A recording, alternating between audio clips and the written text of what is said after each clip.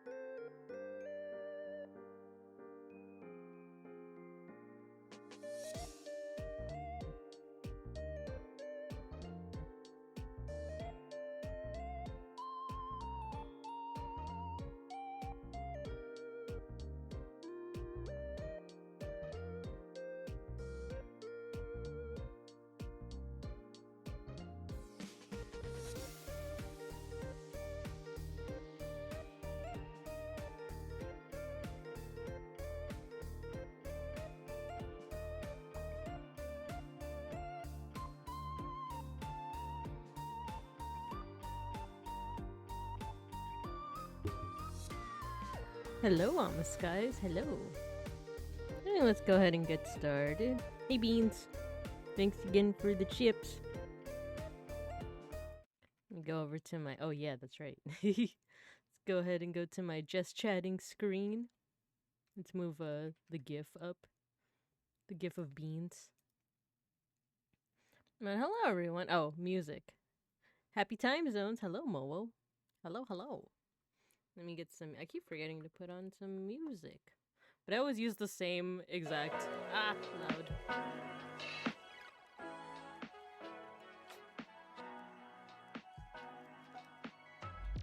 Okay, hopefully that won't. Wait, let me check my levels. All right, you guys can hear the YouTube music, the chill hops. Bibinka top 3 bear streamers. Bibinka, Bibinka, Bibinka. Nuh-uh. Nuh-uh. There are other bear streamers. For example, Beans the Bear. Beans the Bear and Mega Bronson is a bear, and I know there's also other like VTubers who are bears, but the one that I rated into last time, I want to say on Saturday, was Tipanya. Tipanya is not necessarily a bear, but she is a bear cat.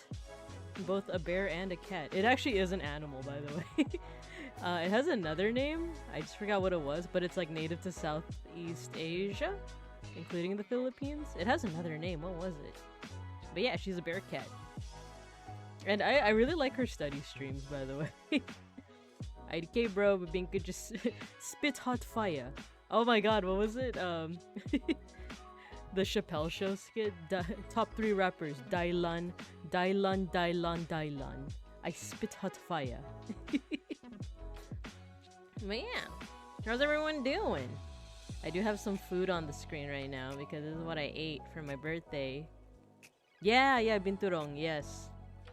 I don't know if that's like the, like, the general name for I always assumed it was like the Tagalog name because I know they're native to the Philippines as well, but they're also in other parts of Southeast Asia, so that just might be like their name in like I don't know Indonesian, Malaysian. Wait, yeah, Malaysian is a language, yeah. Yeah, I want to chat a little bit before we get into the art appreciation. You're working right now, so you'll be watching while working. No problem. No problem. Hello, Mire. Yes, Maha Blanca and Pancit Bihon. Yeah, that's exactly what's behind me. Oh yeah, so first things first. I'm probably gonna be repeating this every so often, but I think I'm getting sick. Oh no. I just feel it in my throat. I actually haven't been sick since like summer of last year, so I was like, oh man, my immune system's gotten really good.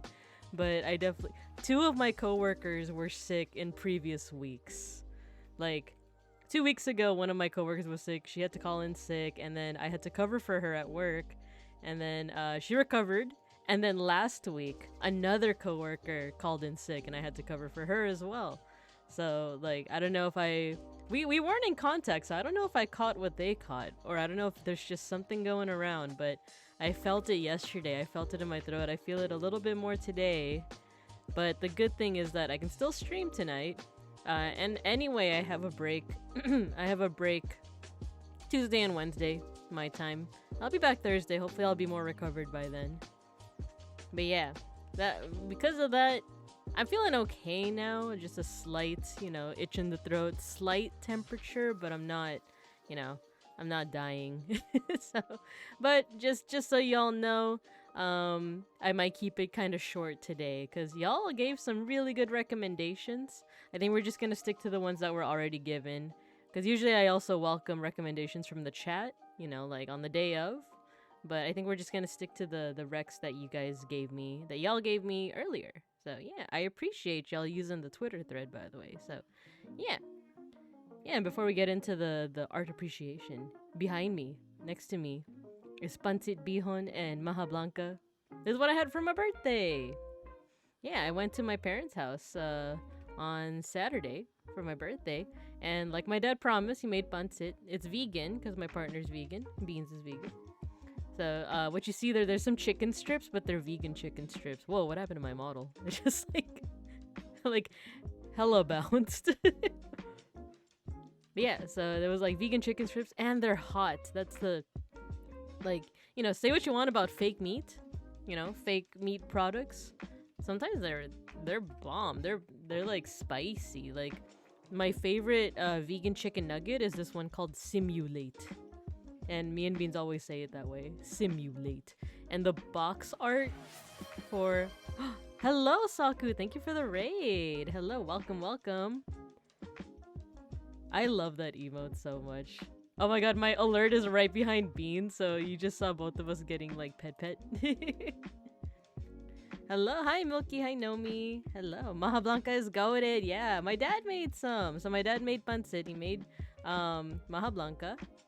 For those who don't know, Maha Blanca is like, well, the way that he described it to me is just coagulated coconut milk with corn in it.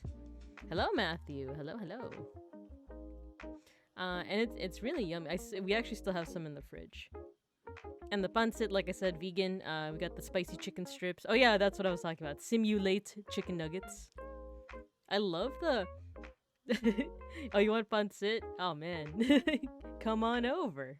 If only we live near each other. Though I do visit Vegas like every year, like literally every year. So maybe, next time I go, I'll hit you up. Hello.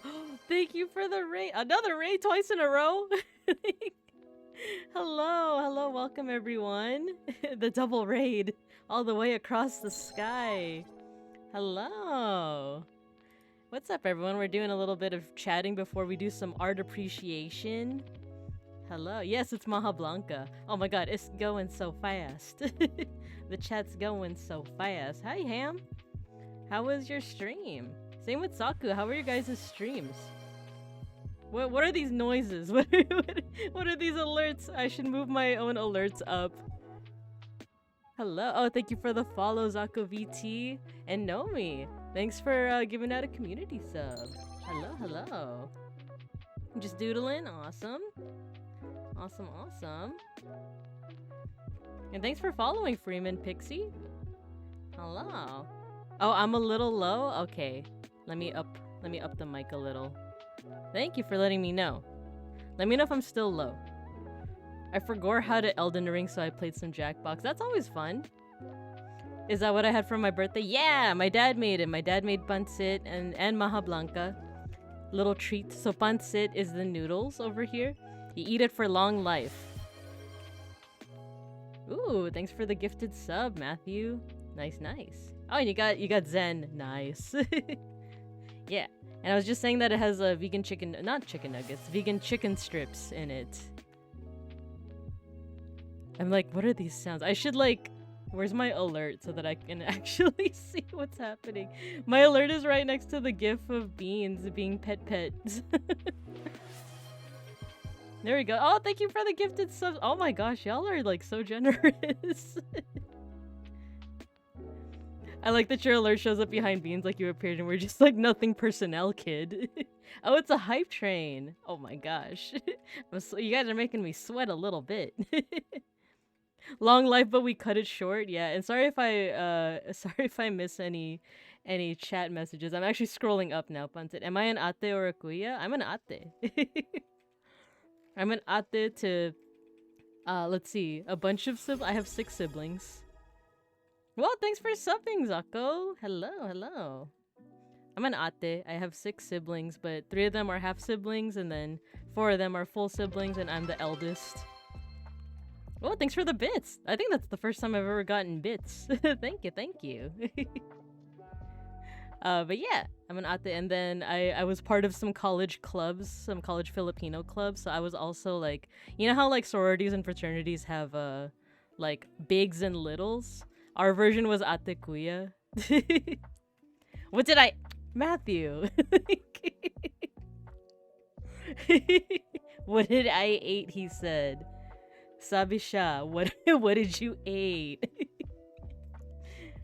Well, it's right here. I ate pancit. Also, art historian, what era is the worst and why is it Rococo? I actually don't have any strong opinions about like Rococo. I think it's neat. Ate-ing, 8-ing. Wait, actually, what's that one painting? Actually, should we get into the art appreciation? I'll just switch over to this. But because you said Rococo, actually, now I like want to explore this other painting. Okay, what is that one painting with the woman on the swing?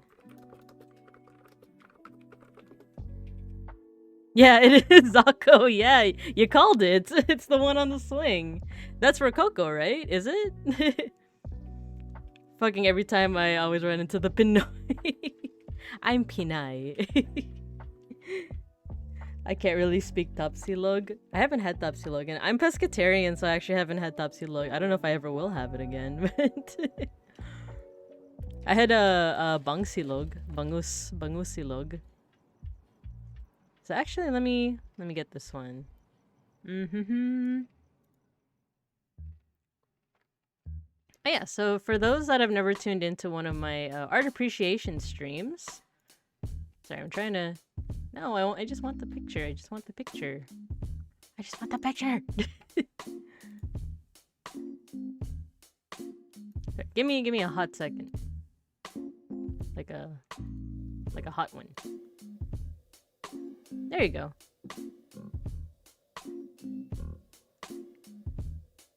Okay, I missed some chats. Okay, let's see. Yeah, the swing is like iconic, right, for Rococo art. My dumbass just thought about Rococo from JoJo Part 8. Yo, I gotta catch up. Actually, I think I am caught up. Gonna go cook some din, but I will have stream up to listen on my phone. Awesome! Thank you, Saku. Bangsilog still is good. Yeah, I agree. You remember learning about this painting in class? Yeah. This one's interesting, because, like... Oh yeah, for those that just came in, I forgot to mention that I am feeling a little itsy-bitsy sick. I feel something in my throat, so... I'm gonna try and take it easy, but sometimes I just get so excited. I too was an animation major with a class in art history ran by an old man who worked with Dali, like the Salvador Dali. He's like one of my favorites. Dude, where's the dude looking? Yeah, exactly. This is an interesting painting because if you don't know about Rococo art, it's like, or if you don't know about like, I guess, you know, when it comes to paintings like this, it just looks like oh, she's on a fancy swing. She has a fancy dress. I hate Rococo. It's just people making art to flex wealth, nothing else. It vexes me so. Pescatarian, only patis for you. Yeah, there's a lot of pescatarian options. My partner Beans is vegan, and we've been exploring a lot of the. Not only my partner, but also my dad is vegan too, which is surprising because he's a very machismo Filipino man who, like, under any other circumstances, probably would not go vegan. But yeah, he went vegan, and he's been serving me some vegan Filipino food. It's been good. It's been good. But yeah, so I'm busy because of 12/12, so I shall lurk. No problem. But yeah, so this painting, The Swing. I actually don't. I'm really bad with like. Who actually painted it? Jean Honoré Fragonard. I don't know French. I don't know French that well. But I remember liking this painting though, even though I don't know that too much about Rococo art, just because like there's a little bit of mystery and a little bit of story to it. So like, you know, it's called The Swing because this lady over there in the fancy clothing, she's on a swing, right? And she's being pushed and pulled by this fella over here in the shadows who's just smiling as his wife is having the time of her life, right? But if you look at her gaze, if you go down, I don't know why suddenly I got the transatlantic accent. Oh dear. But if you look at her gaze down here, there's another person hiding in the bushes. It's a little scandalous, isn't it? Like, and then someone in chat asked, like, where's he looking? I think you know where he's looking.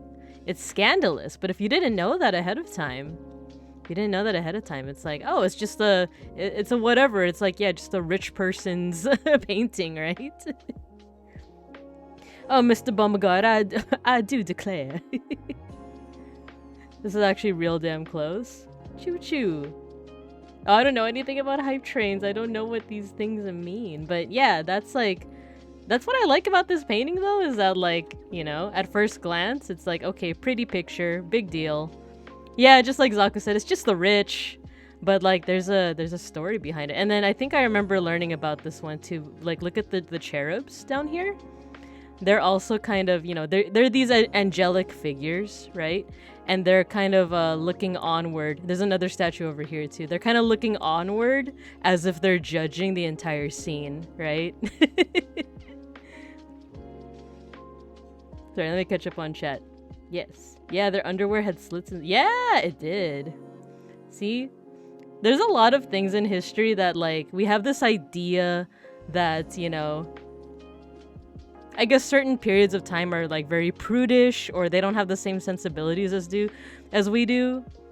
But they were wildin', man. Like, one of my favorite things to study is, like, back when I was in college, I would study, like, pre-colonial Filipino culture, and one of my favorite things to study was, like, how much they partied. Like, days on end just partied. Like, and it was to the point where, like, the Spaniards, when they were, like, writing their reports about, like, not even Filipino, but, like, Tagalog, Bisaya culture, it's like, yeah, they drank so damn much that, like, we can't keep up.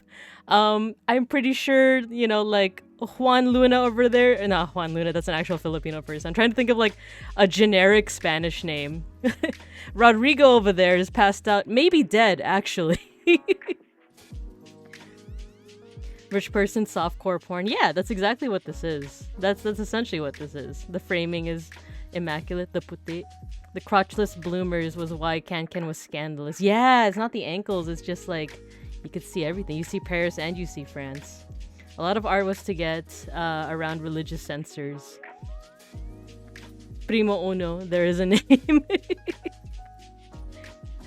Rodrigo's not doing so well. He was partying with the Cebuanos just a little too much. Not the voyeurism porn in the Filipino parties. I know, we're going in two different directions here. We're going into the French Rococo. Oh yeah, there's another little scandal. Look at the little shoe. She's throwing it to the person in the bushes. She's giving him a little invitation. scandalous, right? Meanwhile, the poor husband over there, he's none the wiser. Getting what is it? Getting cockadoodle dude. As the angels look on. And yeah, I think what did you say earlier, Zaku, that the framing is pretty immaculate. Like, look at the use of color in the, like, this is the background too, and it's kind of like directing your eye all the way down to the pink. A little sniffer, you know? And he's just like, for free? Venus and the clam and Venus lying on the velvet was literally, I want to make pinup with this lady, but the church will smite me. NTR. Yeah, it is. It kind of is NTR. Not even kind of, it is. I mean, a lot of like Renaissance, what is it? The Sistine Chapel just has like a pretty fair amount of dicks, right? Like, but because it's on the ceiling, the people who had commissioned, uh-oh, Michelangelo? Yes? Like, none the wiser, right? That's what's so funny about art history. It's all NTR. I mean, if it is NTR, if they're all consenting. I don't know if he's consenting, though. But yeah, like, I wasn't planning on talking about this. I'm still a little rusty when it comes to Rococo art. And like I said, I don't have a strong opinion on Rococo. It's nice to look at. One of my favorites, though, is Surrealism. Oh, I forgot to even, like, explain. First of all, I forgot to do my intro. I feel like a good majority of people from the raids already left, but, like, hello, everyone. My name is Babinka Bear. I'm an artist, historian, art historian, and a Sun Bear PNG tuber. Why did I say it with that cadence? But yeah, today we're doing art appreciation, which, like, I want to start off first with, like, art that I learned about in college and stuff. But this is also your opportunity to just tell me about artists that you like, and they can be contemporary artists that, like, you know, fan artists or the like, or mutual friends of yours that are artists, or even yourself, even your own art. Because Mire actually is someone in the chat, a moot, if you will, a mutual, and they wanted me to look at their art. And yeah, I'll just take the time to kind of look through the art that I was given, and I'll this isn't really even an art critique per se, because I don't want to give unwarranted critique to people that didn't ask for it. This is an appreciation. This is me just appreciating what we have. But I always do, one thing that I want to try and do is I want to start it off with a piece of art or an artist that I admire that's like historical. So yeah. Like Hieronymus Bosch. Wait, do you do you know that I'm like known for being a Hieronymus Bosch simp? Because I am. That's like, I should have like an emote for Bosch, right? Because I love Bosch. Yeah, I have a clip on the channel that like goes into how much of a Bosch simp I am. Me and artist me get into art school with, oh yeah, I love Gunpla. I haven't been able to assemble, I have so much. I even have my Digimon Gunpla. Or can you still call it Gunpla if it's Digimon? I have to build it. Maybe I'll build it on stream. First member? Yeah. So yeah, I do love Bosch, but today, to start things off, let's start off with Remedios Varo. Model Kid, yeah, thank you, 1000. Not Bosch. Bosch. Oh, thanks for following, Joculatrix. I've seen you around. My voice is nice? You mean it? Thank you. Oh, and my alerts should be my alert was hiding. Sorry, let me just put it up here so I don't miss the alerts. Still getting used to this whole streamer thing. It's plamo, not gunpla. Isn't borscht a food? Yeah, borscht is a food. It's a Russian food. My partner's Russian, so I actually just had piroshki earlier. But yeah, this artist, there's surrealist artist, Remedios Varo. I actually like the name Remedios, even though it's like, it's a Spanish name, and it's also like so Spanish that you hear like Filipino elders with those names, but I like her work. But instead of me going into what I think this artwork is all about, it's pretty wild, isn't it? I want to try out something that I actually do for work, and that's just teaching people how to like Like, how do you observe art? Like, how do you analyze art without the help of your trusty Sunbear PNG tuber friend, you know? And I actually use a system called VTS, Visual Thinking Strategies. So I'm just gonna ask you guys 3 simple questions. And they're pretty straightforward, I want to say. But if you have questions, let me know. But the first question is, what's going on here? What's going on in this picture? And then the second, I'll just tell you what the second question is right now. Second question is, what do you see that makes you say that? Because you can't just be like, well, what I think is happening is that aliens are abducting, blah blah blah, and VTuber Randoneering is in the corner just doing something. Like, you have to tell me what you see on here that actually makes you, that supports your analysis. so so that's just the basics of it. Oh, and the third question is just what else do you see? Piroshki. Let me catch up on chat. Pelmeni. I've had Pelmeni too. It's top tier. There's so many people I interact with on stream that I don't realize. No, yeah, and I'm glad you're able to tune in.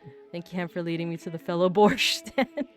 So are you the Borscht or the Bosch stand? Because I actually, I'm kind of whatever on Borscht, but I love Bosch. Hi, Kuriketa. Hello, hello. He drawing a bird. Yeah. So, first of all, what do you see that makes you say he? And then, what do you see that makes you say that this figure is drawing the bird and not just that this is a bird just resting on it, you know? Thanks for telling me to hydrate. I actually have some cream soda next to me. Thank you, Sushi. He's drawing a bird. A philosopher understands the harmony of the world. What do you see that makes you say that, though? I've only had borscht once. I'm kind of whatever on borscht just because I'm not big on veggie soups. Experiment with drawing. Hello, Freeman Pixie. Hello, hello. Oh yeah, let me take a sip of the cream soda.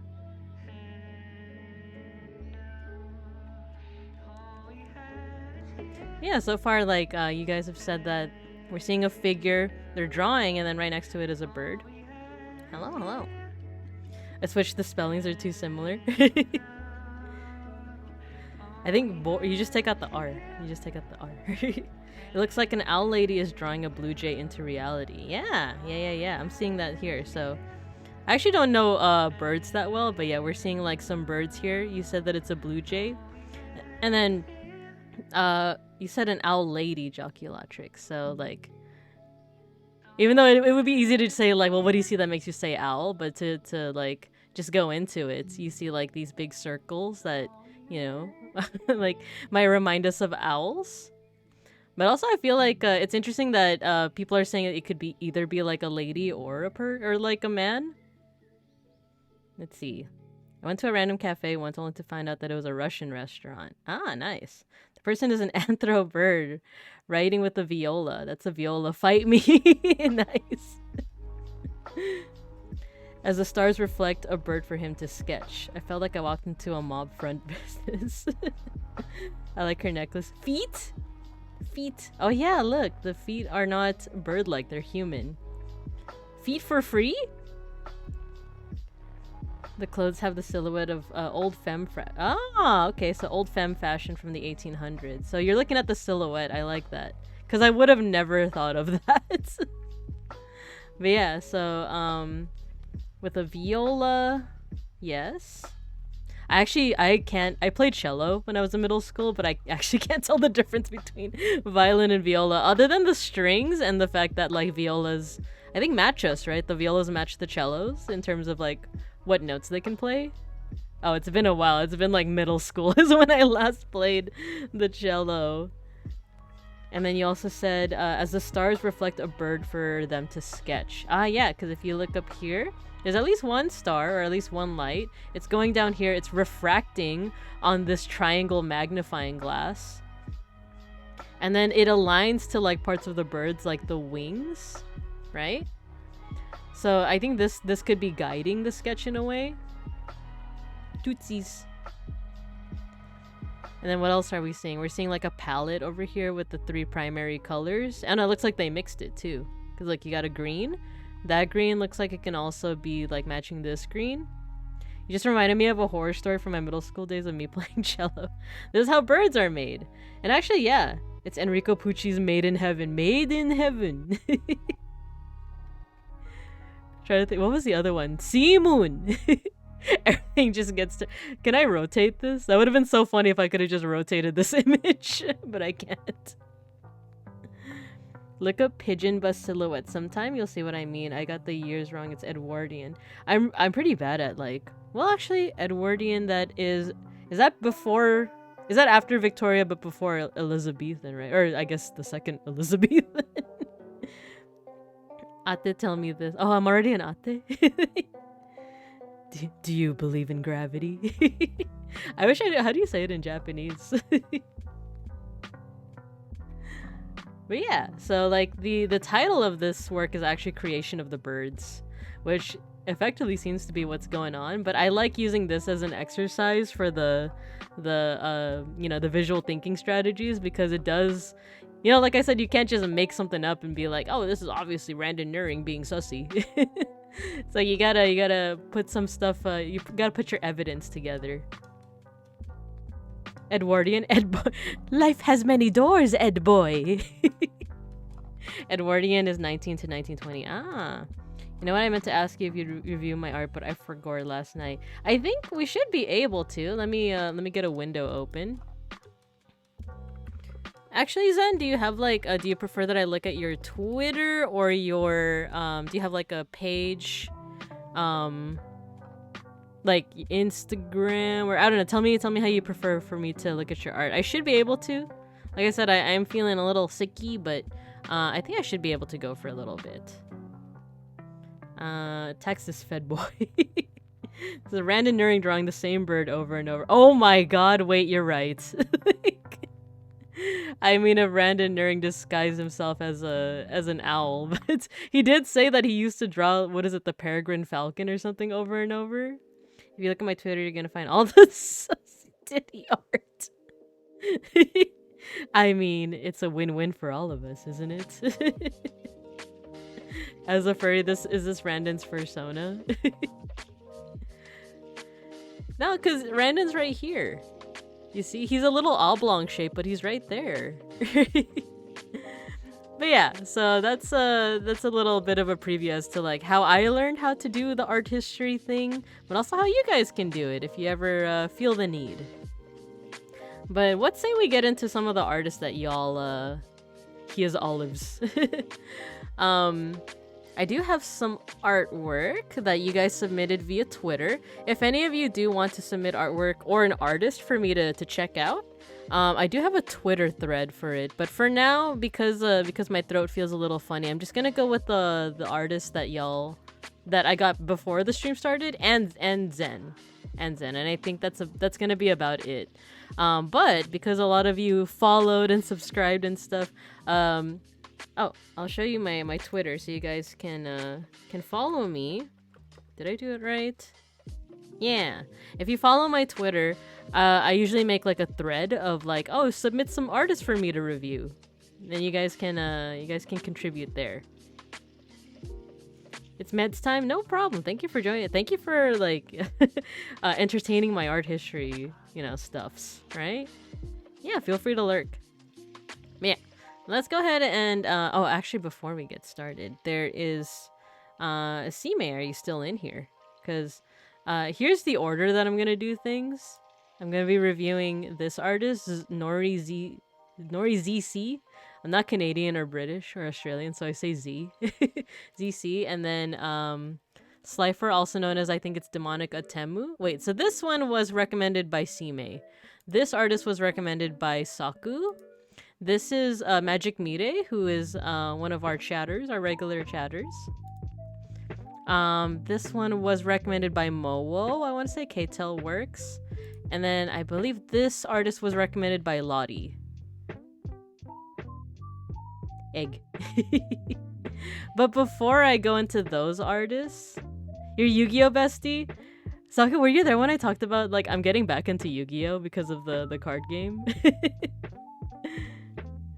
Yeah, there's some watercolor in there. So yeah. Oh, Sime, yes. So I know you recommended this artist, but I also promised that I would review this piece of artwork. You sent it to me like quite a while back, but I just kept forgetting, and I hope you'll forgive me for that. But not forgetting, but I think like so many people like submitted artwork, and I was checking my DMs, and I was like, oh yeah, you sent this to me like a long time ago. Yeah, watercolor's cool. You missed it? Yeah, Saku, I'm getting back into Yu-Gi-Oh! Like, because of the card game, and because I started looking up stuff about the card game, the anime, like the original anime stuff started popping up on my YouTube feed. So now I'm like, oh man, I'm reliving my middle school days of like, of like, just watching clips of Bakura, and shipping Bakura with Yami Bakura. What does Pot of Greed do? Pot of Greed allows me to summon to draw 2 additional cards, but then there's like the meme, right? With Pot of Greed, I summon Pot of Greed to the field. The guy's like, that's not what it does. It do what it do, Yugi. Thank you for subbing, Freeman Pixie. Thank you. It's okay, I'm shy. Is this your OC? Is that what I remember you saying in chat that you sent an OC? Did you draw this? Cause this looks so good. But yeah, like let's analyze this art really quickly. Or not really quickly, but hold on. I'm gonna get a bigger version because I have a small version on my OBS. Let me actually go back to your DM. There we go. Actually, why didn't I do that? Why did I... There we go. Teammate drew it? That's awesome! That's so awesome! Cool. Yeah, feel free in the chat, tell us more about this character. So, tell me, actually, I also am wondering which one is the name here. So, and the pronunciation. So, Ilush or Ilux, Cheamont, Sido, Illegal Doctor. And then this is the sign for water, right? The kanji or the sign for water. Lament. A wandering soul reborn from darkness and fire, a fool of love left behind like a bargaining chip. Let yourself be drunk with the drugs, for he has mercy on you. All pain shall be gone unless if he wants it to be longer. Ooh, okay. If you can do some animatics on stream, I'll send you some YouTube links. If not, I can get actual art. I'm down for animatics. I'm down. This is awesome, Sime. So just looking at the... Let's see how much this will... Oh, that's a really good zoom. Okay, let me adjust so y'all can see it. There we go. Cool, so we have a character here with a dark complexion. Horns. I'm a sucker for horns when it comes to character design. Ask Zen. When he was streaming yesterday, when they were streaming yesterday and talking about his design, I was like, man, black sclera, horns, the black gradient, love it. And then for this character over here, I think also one of my favorite things is this, like, what's the actual name for this? Like a turtleneck, but like with the sleeves off. Does that have a name? Because it's one of my favorite. That's also one of my favorite design things. And then this like collar, the wide collar, reminds me a little bit of Flayon.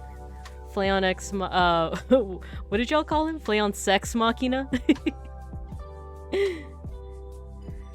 I should send some of my art. Yeah, I would love to review your art. The layout is from my friend's roleplay group. Ah, sick! That's so cool. That reminds me of like the Tempusona, you know, like period where everyone was making their Tempusonas. TLDR, bro gets cursed to protect his lover, gets betrayed and now joined criminal organization. Ooh, I like it. Flay baby. Flay baby. I like also the use of your the color scheme because you got like this marine, the blue plus like this teal. Teal is also like just a really cool color. Teal plus the black. That's a pretty cool color scheme. Quite literally cool. And then wait, see-through sleeves. Hell yeah! Like, that's an awesome design choice. Oh, it's cool. So this is also see-through. I love it. It seems very flowy. You got the flask over here with the purple, which like contrasts really nicely to the sleeves.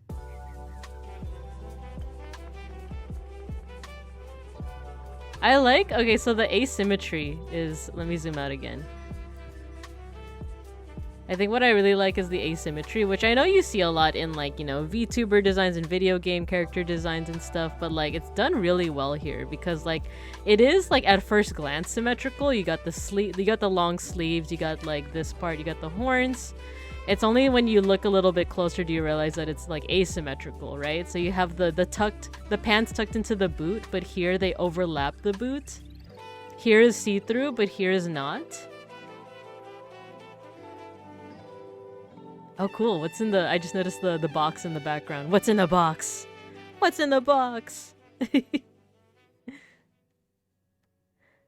then over here, too, the... Like I said, I like the see-through. And it looks like it's specifically, like, plastic. Or not plastic, but some, like, a hardier kind of see-through material. Unboxing when? When are you gonna show us the unboxing video? Oh, there's stuff leaking out of it. The same purple chemicals. Oh, I like the smoke effects. Oh, my cat wants out. Let me go get him real quick.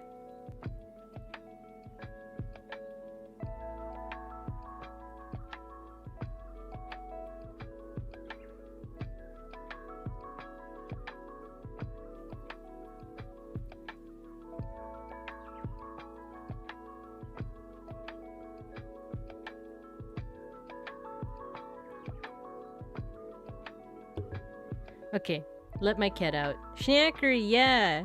To you guys who don't know, I have 2 cats. One of them is Schnackery. His real name is Zach, but I call him Schnackery.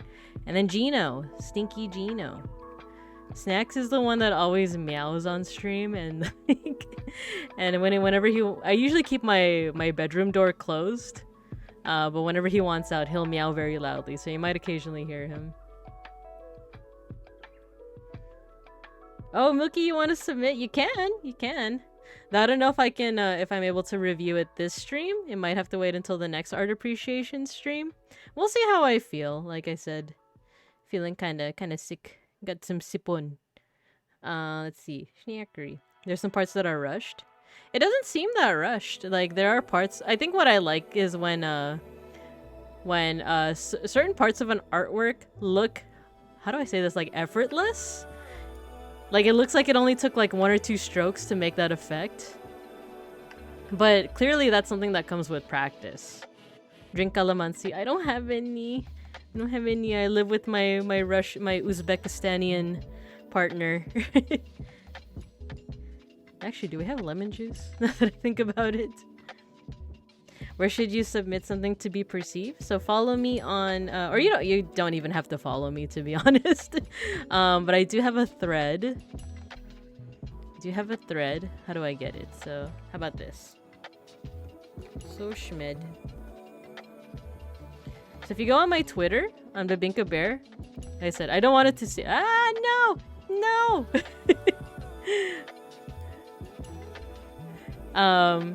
If you go on my Twitter, yeah, I don't want to make it seem like I'm like promoting, like you all have to follow me for me to review your artwork. You don't have to follow me at all. But I have a thread. It's this one. This is the one I'm using for this week. Oh, you know what? That's right. I made a hashtag. So you can either wait for me to post like a thread. So like this, for tomorrow's art appreciation, respond to this thread with an art or artist that you want me to check out. But if you're like tuning in this time and you can't submit right now, or like I said, in this case where I feel kind of sicky and and I can't do a lot this stream, you can also use this this hashtag, Bebinkart appreciation. But yeah, so as you can see, people submitted some artwork and some artists here. So yeah. Shout out to Magna that inspired. Ah, cool. I had a feeling with the flask that was purple, right? And the purple stuff leaking out.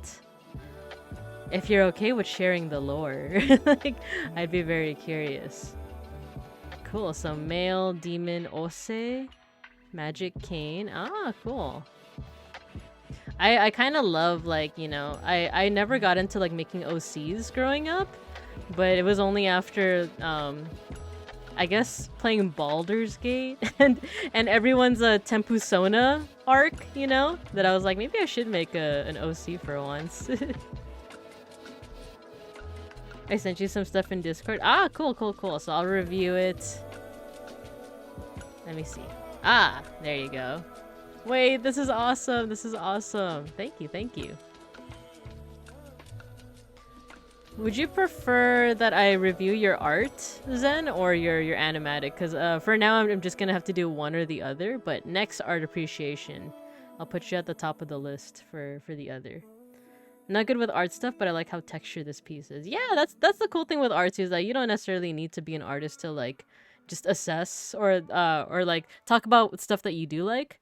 Fun fact about me is that I was actually an art historian before I was an artist. I actually didn't do art until I was 28. But I got into art history when I was, oh, how old was I? 22. So I went like a full 6 years before even delving into making art myself. So, you know, as long as you have the eye to like look at what you like and what you don't like, anyone can do a really good analysis, you know? But yeah, so this is CMA's OC, everyone. Appreciate it. Appreciate them. This is awesome. So thank you, thank you. Let me know if there's anything that I missed or anything else that you want me to like talk about with this. Then you were bitten by an artist at the age of 28. Imagine that's how it goes. It's like a vampire thing. No. I think I just like, I don't know. I just got a little bit more confident in making art. Perceives. I guess to go into detail, I used to draw when I was a kid, but I never felt confident in it. I always like saw all the flaws, or like what was in my head didn't match what I was able to draw. So I just assumed that like, oh, I'm just not an artist, right? And then once I graduated college and started to get more confidence by, you know, doing like leadership stuff and getting like a good job, I got more confident to take art classes, and then like, I don't know what it was. It was like I took my first painting class and my professor was like, "Oh, this is really good." And I'm like, "Really?" So I don't know, that boosted my confidence a little bit, and like that let me pursue it a little bit more. And yeah, I'm not saying that I find all of my art to be like wonderful and like my confidence is 100%, you know. There's plenty of art where I'm like, "Wow, this fucking sucks." But you draw despite it, right? You draw despite the plateaus and the valleys. My art journey is I had a friend who was better at me in art in elementary school, and I started a one-sided rivalry. I mean, I'm not gonna argue with spite being a pretty good motivator. I feel like it's like also one of my main motivations sometimes is like, I had someone in high school that said that I asked a lot of dumb questions, and like, I don't know what the through line is, but I feel like that somehow led to me working in education. Just like me, for real, wish I had taken art class. It's not too late. Like I said, it's not too late. I think it's all, also most of our group OC submission is splash art plus anime. Ooh, okay. Awesome. Well, thanks for showing your OC. I wanted to draw shitpost meme art, so I learned. That's also a good motivation, right? Isn't that also a good motivation of just like, I just want to draw something derpy, so I will. I haven't been real happy with my art but I'm trying to be nicer to myself. Yeah, I think like it's easier said than done, you know, especially like when everyone has different brain chemistry. Sometimes it's hard to like your own art or have like, you know, nice thoughts about your own art, especially if you're just like unhappy with it. But wherever you can, you know, wherever you can, have those nice thoughts. I think it helps. But yeah, so this next artist, Nori ZC. What other countries, just curious, what other places say Z instead of Z? Because I always thought Z was like the majority. I feel like it's more of the minority, isn't it? I want to get better at art so I can feed myself with the eye candy to my liking. Same, right? Maybe I'll edit this out in the VOD, but I remember at one point saying that like I want to get good at anatomy so that I can draw like the prawn that I want to see, right? Heard it a lot in Ireland. Ah, okay. Yeah, is it like England? Z is just an American thing? Isn't it everywhere but the States say Z? Is that true? Okay, so it is. We are the minority then. Like, yeah, I say Z. Like Dragon Ball Z. You know, that's how I would say it. It was only till like much later that I'm like, wait, people say Z? The good way to learn anatomy is to draw prawn. You're right. You're so right, though. But yeah, so this is Nori ZC. Cmay is the one that recommended this artist. Ooh, wait. I'm seeing some similarities. So like the see-through, like kind of plasticky texture here, and then like here too. And also, this is what I was talking about before with like, let me see if I could find like the full version of this art. Is it this one? Oh, that's cool. That's super cool. I think I saw another version of it. This one. This is what I was talking about where like, no, I don't want to log in. Like, when I want to zoom in, how like the strokes of the white, you know what, let me go back. The highlights, they look like it's just like one stroke. They make it look so easy, but surely that probably came with a lot of practice, right? Because to this day, like one of my big weaknesses is like clothing folds. I still don't know how to do them. So like, but this person, they definitely have some kind of knowledge of like how, not even just clothing folds, but like this specific type of material. Like it looks plasticky, right? So like they have a good knowledge to make it look like, they probably did do it with like just a couple of strokes, but once again, that comes with practice. So it's like when you commission someone and they're able to do your commission in like less than a day, you're not paying for like, you know, the 2 hours they spent on it. You're paying for the 20 years they spent to make it 2 hours. Lol, thinking of practical applications for anatomy. Prawn. Yeah, exactly. Clothes are hard, yeah. I remember there's an actual name for this kind of fashion. Something like futuristic streetwear. Ah, it does seem futuristic. Known for Arknight's character design of Safia Ifrit Silence or Silence. Why did I say silence first, even though silence is a word? Gonna be hard to justify practicing lewds at work. I mean, well, I took 2 life drawing classes. It's all nudes, like, but the thing is, it's there was a pretty funny Tumblr post where it's like people think that when you take life drawing and you're looking at like the naked models that people are like lusting after them, whereas that's not the reality at all. It's like it's like me crying with charcoal on my face because I can't get the shading on the boobs right. It's like, why can't I get this right? Like no one is in like life drawing class just like, oh yeah, this is hot. They are crying. Like, they are crying and they are frustrated. Not even at the model, mind you. I never like have any ill intent at the model. It's more so like my own skill of like, why can't I get the shading right? Why is this so hard? Techwear, maybe you can check characters in the E2 version. Oh, techwear, okay. A detail in this I really like is the tag on the jacket. It just looks so real. Yeah, it does, right? Like the way that it folds in like that. Spending 3 hours hunched over a chair drawing. Yeah, no, exactly. That's exactly what that is. Okay, let's look at some illustrations. Yeah, look at that. The plasticky. Even stuff. Oh man, the shoes. That's so sick. It's see-through. I keep forgetting to do. Don't want to log in. Let's see what we are able to look into. Ah, this is beautiful. This is a cool technique, by the way. It's perspective by like blurring things that are either really close or in the distance. Oh, hello. Thanks for following, Viteheight. Wait, are you you're the fellow bear, right? Aren't you Saku's friend? Fellow bears unite. Hello. Welcome. Thanks for joining. How do people draw shoes? No, same. Actually, wait. Let me do something real quick with my model. Well, first of all, if you guys want to see, look, I'm wearing little boots, right? And then actually. Just gonna... I know I disappeared. It's okay, I'm still here. Don't cry. No, stop crying. Stop crying,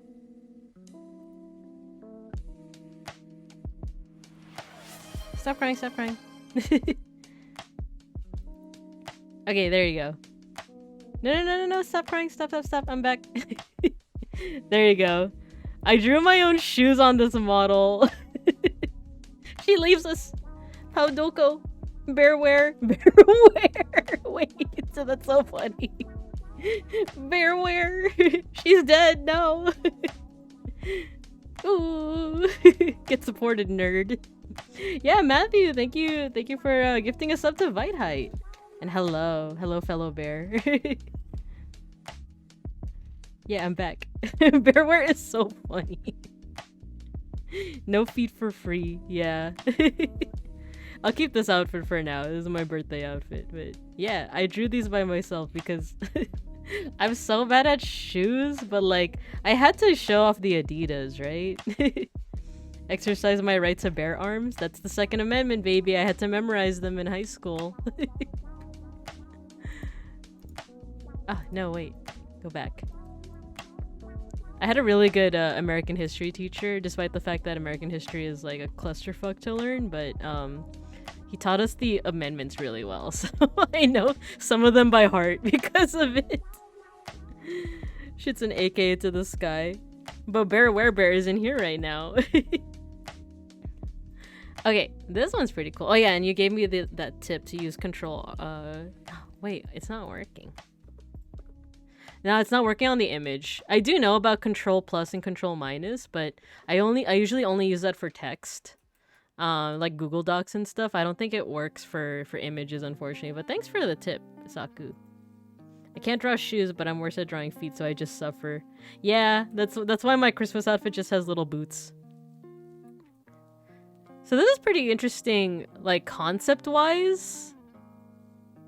Because look, so you have this person next to what looks like for me it reminds me of like a bus stop or like a subway entrance with this like grated is it grate? Like little iron thing over here. But then if you look at the scale of things, it looks like these are islands with a red, quite literally a Red Sea, and then over here there's a coast. So there's a lot of playing around with scale. There's also birds. Why do birds suddenly appear in this lake of blood? But yeah, so pretty interesting conceptually. And then it says here, reminisce, status present, oh, it's English, Status present, dismissed with the senses. Ah, interesting. That's why my Sona has hooves. Very based. I use that for paint.exe. Ah. So yeah, and then we have here like the baseballs. Oh, look at the reflection. Okay, so look, there's this like grate thing over here, like grate, grate. Look at the reflection. That had to be like, instead of like, because one thing that you could do with digital art is you could just copy this shape and then paste it down below. But it looks like what they did is they might have just drawn it and like to show that it's like in water, like a watery reflection. They kind of took liberties with like the circles here. It's a good contrast because like here it's these perfect circles except here, but here it's kind of like these bean shapes. Great reflections here. Same here. Excuse me. Oh, and then this is like home plate over here. It reminds me of like Evangelion, right? With like end of Evangelion where you have Rey's giant head in like the bloody ocean, right? It has like this kind of apocalyptic, kind of melancholic feeling, that last one that I was looking at. Oh, what's this one? We'll look at this one and then we'll move on. All the art is really wonderful, but I want time to to look at all the artists that y'all recommended. Oh, this one also has the same tagline. Reminisce, status present, dismiss with the senses. Oh, cool. It is super cute. We have a figure that is in kind of like a costume with a little snakey, like a little snake face, right? And then like what's interesting is that you see that the design kind of like fans out here like a bush, and then this looks like it's reversed. Like it looks like it could be these gals, but like instead they're plunged into the ground, or maybe it's the reverse, that this is like their outfit is just like reflecting these like, I guess what you call them, like reverse haystacks, right? Color palette is also really cool. It's like kind of earthy, and it's you know, there's not much, how do I say this? There's not much like, you know, hue contrast, if that makes sense. Like if this is all yellow, you don't see a lot of purple. Instead, it's like what's called like an analogous color scheme, where it's like it all kind of how do I say, like monochromatic, but it does have touches of color, like the red over here, the bright like white, almost like yellow, almost white. The big strands look like long leggies. Yeah. Oh, they do. Yeah, like these ones, right? They could be like the legs of this figure, right? Monochromatic. Yeah, exactly. And what's really cool about artists that are really good at illustration is like they're kind of painting a scene that makes you wonder what's actually happening in that universe. Cause this like looks like an eyeball, right? I'm trying to see if there's like if you see this design anywhere else in the piece. And I'm actually not seeing it, even though like it looks like it would, right? Like it looks like maybe these are eyeballs. Maybe they're just looking the opposite direction, and this is what it looks like when it like is in the floor. Cause then the story that I'm kind of making up in my head is like maybe these are floating eyeballs. They're all looking this way. But maybe sometimes they get powered down, or maybe they run out of energy, or they just die, and maybe this is the result, right? And then something about this costume reminds me of like something that you would see in like a ritual in like a certain culture. Because like also for one, look at her earrings. She's got these big old earrings. You can see a bunch of different cultures. I'm trying to think of some off the top of my head, like I don't know a better term for it, but like Mesoamerican, like Maya, Aztec, they definitely have these huge gauge earrings, right? But these are more, I'm not sure if they had like the hoops. I do like hoops. I like how most people are probably like, ah, yes, I went for a complementary color scheme. And meanwhile, I'm like, I received the illusionary visions that enlightened me on how to color. Honestly, yeah, same sometimes. As someone who is pretty much does 100% cartoonist stuff like this, is so cool to see. Yeah, like, that's the cool thing about, like, different types of art, is that, like, there are people who are really good at illustration like this, whereas there, like, with people that do stuff like cartoons, animatics, that kind of stuff, that's super impressive too. Like, yeah, it might not have, like, the same amount of detail, like, especially for animation, you know, so sometimes you want to keep it simplistic so it's easier to animate, but then animators and like cartoonists, they get to work with like how to show motion, like how to show like anything kind of in motion, like what kind of like, I don't know, it's like what kind of knowledge do you have to know to do that, right? Hello, Elle. Hello, thank you for the raid. Welcome everyone. We're doing a little bit of art appreciation today. Yeah, as somebody, it just came to me in a dream. Yeah, welcome everyone. Hello, Raiders. Yeah, we're doing some art appreciation right now. We're looking at the art of this artist named Nori ZC. Hello, how am I? I'm doing good. How was your stream? Let me know. Let me know how you guys were doing in there. Yeah, hello, Raiders. Hello. Yeah, I know I said we'll do one more, but I don't know, like, there's a lot of really cool artwork in this one, so... Rohan Kishibe in the flesh. And I know, Sima, you said this artist is known for Arknights, which, like, I'm not 100% familiar with, but, like, I've definitely seen some beautiful artwork. Wait, is this, Hoseki no Kuni? Yeah, it says Land of the Lustrous right there. Come on, load. Oh, I'm on observation duty. Spot the difference, right? Isn't that the scary spot the difference game?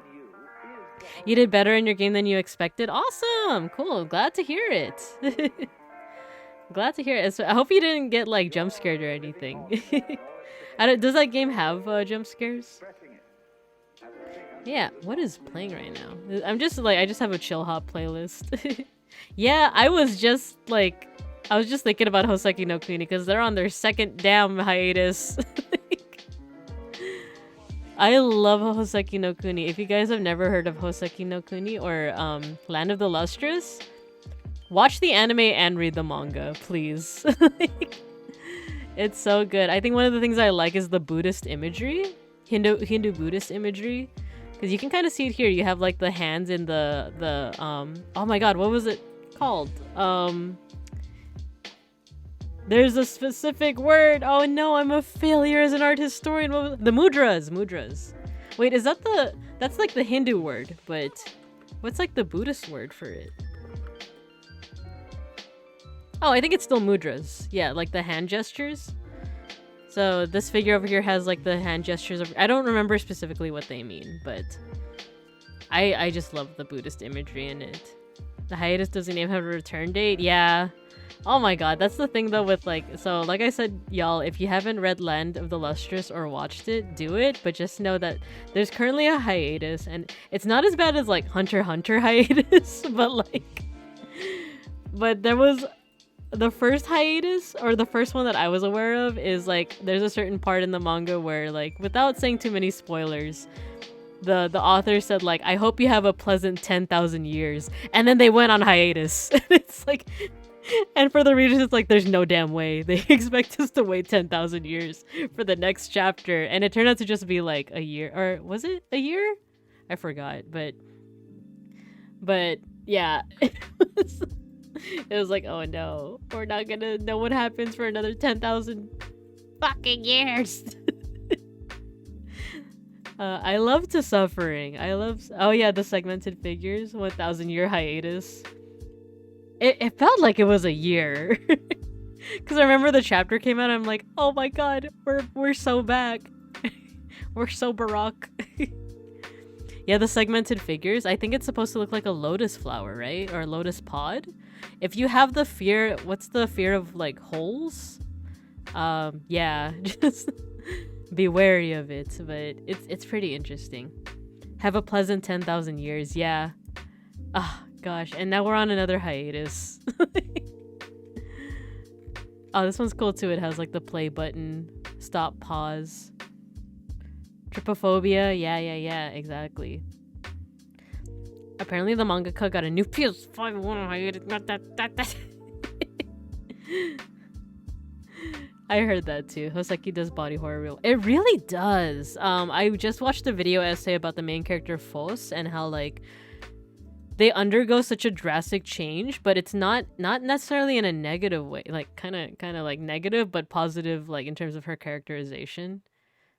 Sorry, I use like female pronouns. I just default to female for Hoseki no Kuni, but I think it's kind of shaky with like what pronouns you're supposed to use for that. But yeah.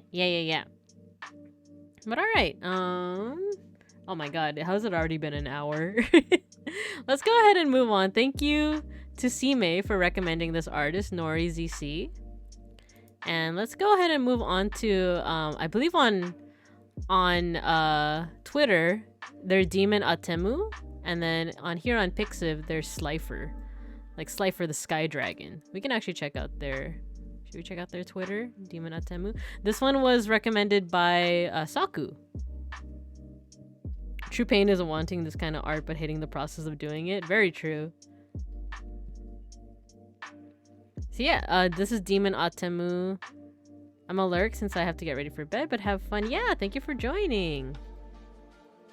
Actually, I just want to focus on their artwork. I don't want to, I don't know if they have like personal pictures there. So this is their artwork, and it seems very Yu-Gi-Oh based. Like I said earlier, I'm getting back into Yu-Gi-Oh. Slifer is what we call her. Awesome, cool. This is Slifer. Probably most likely named after Slifer the Sky Dragon, which, fun fact, in the original Japanese version, this dragon was called the Sky Dragon of Osiris, which is an Egyptian god, the Egyptian god of the dead. But in the American version, for whatever reason, the dub changed it to Slifer, and the origin of that name is kind of funny because it's from like one of the producers. Yeah, Slifer the executive producer, exactly, because they make that joke in the Abridged series. I summoned Slifer, the executive producer. I told her you were on now, but she might be rating. Oh, no worries. I don't know when she updated to Pixablast, but Twit and DeviantArt are her main stuff, but she does have cosplay stuff on her DA. Oh, cool, cool, cool. Hello, Divine Moon SPNX1. Thank you for joining from the raid. But yeah, so we're doing some art appreciation. We're currently looking at Slifer's art. It's a lot of like Yu-Gi-Oh based art, and then look, egg. Seto Kaiba egg. I was super into the anime growing up, so I know like some fun facts, but I stopped after GX, so like I don't know too much about like this character, for example. Is this Jack? It looks like these are the protagonists. No, why is it taking a while to load? Egg. But yeah, look, it's the protagonist. We have Yugi, we have Jaden in the American version. What was his name in the Japanese version? Was it Yuki? Like with a K? And then, unfortunately, I don't know the rest of their names, but I just know that these are the protagonists. They're all cats. I want you to vote Slifer. I see some stuff, so she's been keeping it up. Nice. Gods versus Beasts. Judai, yeah, Yuki Judai. Oh, this is sick. It's the god cards, but some of these I don't recognize. Because we have Slifer, we have Ra, we have Obelisk, and then we have these three, which look like they're counterparts, right? They look like they're counterparts to each other, but I'm not 100% like familiar with these counterparts. You have something to show me? What do you know about Warhammer? Virtually nothing. I'm sorry, I don't know that much, but feel free to like info dump. I always like learning about new things. So like observing this from like an art like analysis perspective, for one, anatomy plus like composition, this is super epic.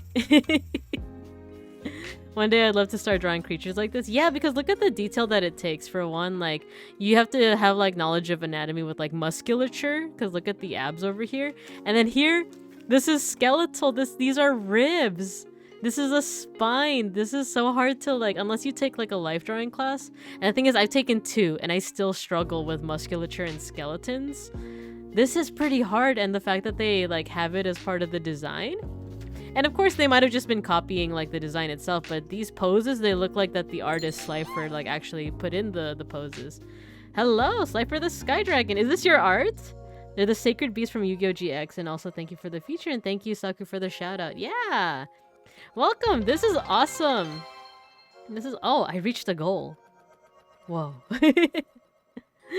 Awesome, awesome. But yeah, no, this is awesome, because what I was saying is that like, I don't know if like, you definitely like have the designs from a source, right? But the poses look very much like something that you probably made yourself, right?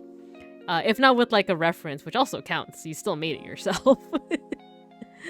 So yeah, I kind of dropped off on the Yu-Gi-Oh! I'm getting back because of the card game, but in the anime, I dropped off after, actually, did I even like finish with GX?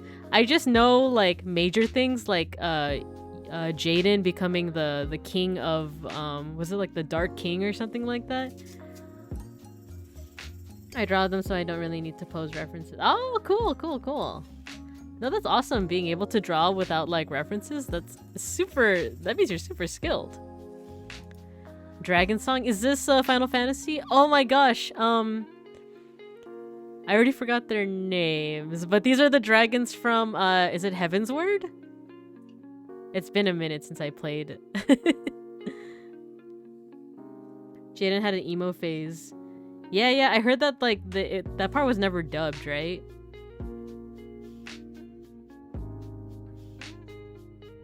Why am I forgetting? Estinian? Is it Estinian? And then I remember I loved her. Why am I forgetting her name? I loved her character. I finished Heavensward, but I don't think I progressed past Heavensward. Nidhogg and Far, yeah, yes. It's like Nordic names, right? Izael, yeah. I loved her design. And she becomes, like, does she become Shiva, or she like somehow channels Shiva? Am I remembering that correctly, or am I starting to confuse like 16, which I didn't even finish playing? Izael. No, cool, cool. Let me see here. Is this also Yu-Gi-Oh? The designs look very Yu-Gi-Oh. Oh yeah, there's the motorcycle from the third series from 5Ds. Yusei. Ashi Shiva. I'm just kind of like, I'm just Myron now. I'm admiring. But I do want to also get into, like I said, like what I like about it artistically. The contrast. The contrast here. So like you have here your white and yellow and your blues contrasted with like the darks over here. It's very, since we're talking about Yu-Gi-Oh, it's very Blue Eyes White Dragon versus Red Eyes Red Eyes Black Dragon, but you know, clearly different. And what's interesting is the color theory here is that the background here is yellow, gold, and then over here is purple. These are complementary colors, so when you put them together, they accentuate each other. They kind of like make the color kind of like words. They accentuate it, they emphasize each other more. So then there's that contrast, and then you have the Nidhogg and I'm not even gonna try with the pronunciation, but Fars something, the black dragon, and then you have Ysayle and Estinian with the blue outfit and the red armor. So contrast is like the name of the game in this one. It's really good. Man, I didn't even think of that. Did you do this unintentionally? Because that's sick. Yeah, these are complementary, you know, and then these are contrasting. This is great. Pose-wise too, there's also a lot of contrast because these two, like, Ysayle is giving like the side profile, so is this Nidhogg? I actually forgot, but they're facing opposite directions too, right? Like symbolically that could mean that they're not quite seeing eye to eye, but these are both kind of relatively stable poses. I don't quite know how to elaborate it, but there's like some stability in the poses, whereas these are a bit more dynamic because they're both kind of facing diagonally. Like this is a diagonal going this way, which is kind of like the spear is also kind of like leading your eye in that direction, and then the dragon is also in a diagonal. So if you think about these two are at diagonals, these two are almost like horizontal lines, and I think that's why I'm feeling this like stability here, chaos here. That's what I'm seeing. Hraesvelgr. Okay, Hraesvelgr. That's my best attempt right now at pronouncing it. I went off on their boss fight background colors. So yeah, credit to the FF14 devs. Nice. You got the eye. Everyone can have the. Are you talking about the eye for analysis? Everyone can have the eye for analysis. It just takes some practice. Hraesvelgr. I want to practice some more Nordic words. Ooh, this one is like Battle City feels. I remember Yu-Gi-Oh was one of the first anime that I cared about, like the Japanese version of things. My first sub-anime was anime that I watched subtitled was Dragon Ball GT on a freaking VHS tape, but Yu-Gi-Oh was the first one where I think I tried to watch clips online, but back then there wasn't YouTube. I'm really dating myself there, but it wasn't YouTube. I had to download the clips. So I remember I downloaded the Japanese openings for Yu-Gi-Oh! And being like, first of all, these are so much better than the dub, even though now I have like an appreciation for like American dub music for animes, because they don't do that anymore. Do you remember when like One Piece had like a dub opening and Yu-Gi-Oh had a dub opening, and like I feel like they don't do that anymore, and there's like some kind of charm in that. That's an unintentionally good joke for Nidhogg. Wait, you're right. You're right. Oh my god, yeah, shuffle. Is that the one that's like But yeah, this is reminding me of like one of the openings. Composition wise, you got yourself your spirals. Let's see here. I mean, like the red just stands out in general, like in terms of contrast, and then you also have like the lightning that's kind of leading the eye. Good like highlights over here. The voice actors for Yugi Kaiba have a podcast series on YouTube. It's really enlightening how they talk about being voice actors and getting into creative field. It's really I'd be down. Are you talking about the dub? The dub. Well, I would assume the dub, because if it was like the Japanese voice actors, then like I don't know. I wouldn't be able to understand it, but is it Eric Stewart and oh no, who was Yugi's? Ted something? The most recent anime I can think of with a dub opening is Cells at Work. Oh, it has a dub opening? Oh, cute. You know, I thought I never learned the One Piece rap, and then I played it on stream one time, and I was like, wait, why do I know all the lyrics? Dan Green, yes, Dan Green. Did y'all ever see? Okay, we're getting into Unsay So territory, where like he apparently, if you're not comfortable with Unsay So, come back in like 2 minutes. Or a minute. Apparently Dan Green voiced he dubbed hentai. Because I remember I vaguely remember seeing a clip on YouTube of like someone used a clip from that hentai and like dubbed it over like Yugi saying something, and then he was like, it was something like Yami Yugi saying something like, well, I got a big cock. Dan Green, but the YouTube is the podcast is called the Heart of the Cards podcast. Ironically, LP rap is catchy. It is. Yeah, the rap is stored in my neurons. Man, gotta put bread on the table. Yeah, no, exactly, he does. But it's just a clip. I don't know how you can look it up, like, unless you use like incognito mode or you just have a lot of courage. But just look up like Yami Yugi, like I guess saying cock. Oh, so it wasn't a hentai? It was Yami no Matsue? It's just Yami Yugi's voice saying like, but I got a big cock. Okay, end of Unsay So. We're going back to Say So. I'm a Say So idol. I mean, wait, I'm not an idol. I just parroted that. I'm a Say So bear. Taihen mentioned.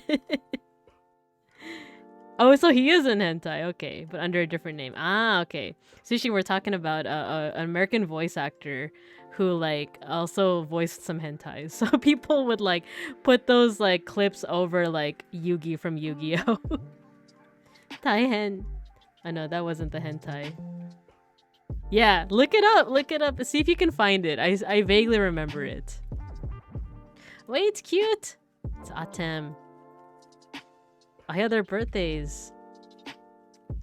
Aw, Karibo. I love the voice of like Karibo. Taihen.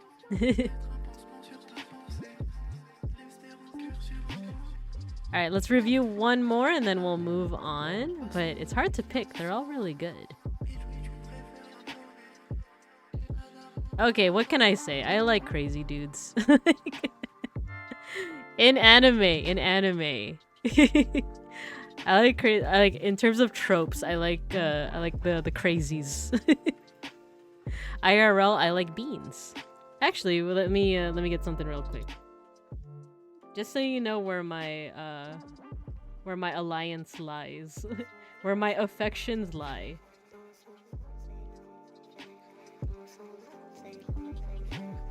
There we go.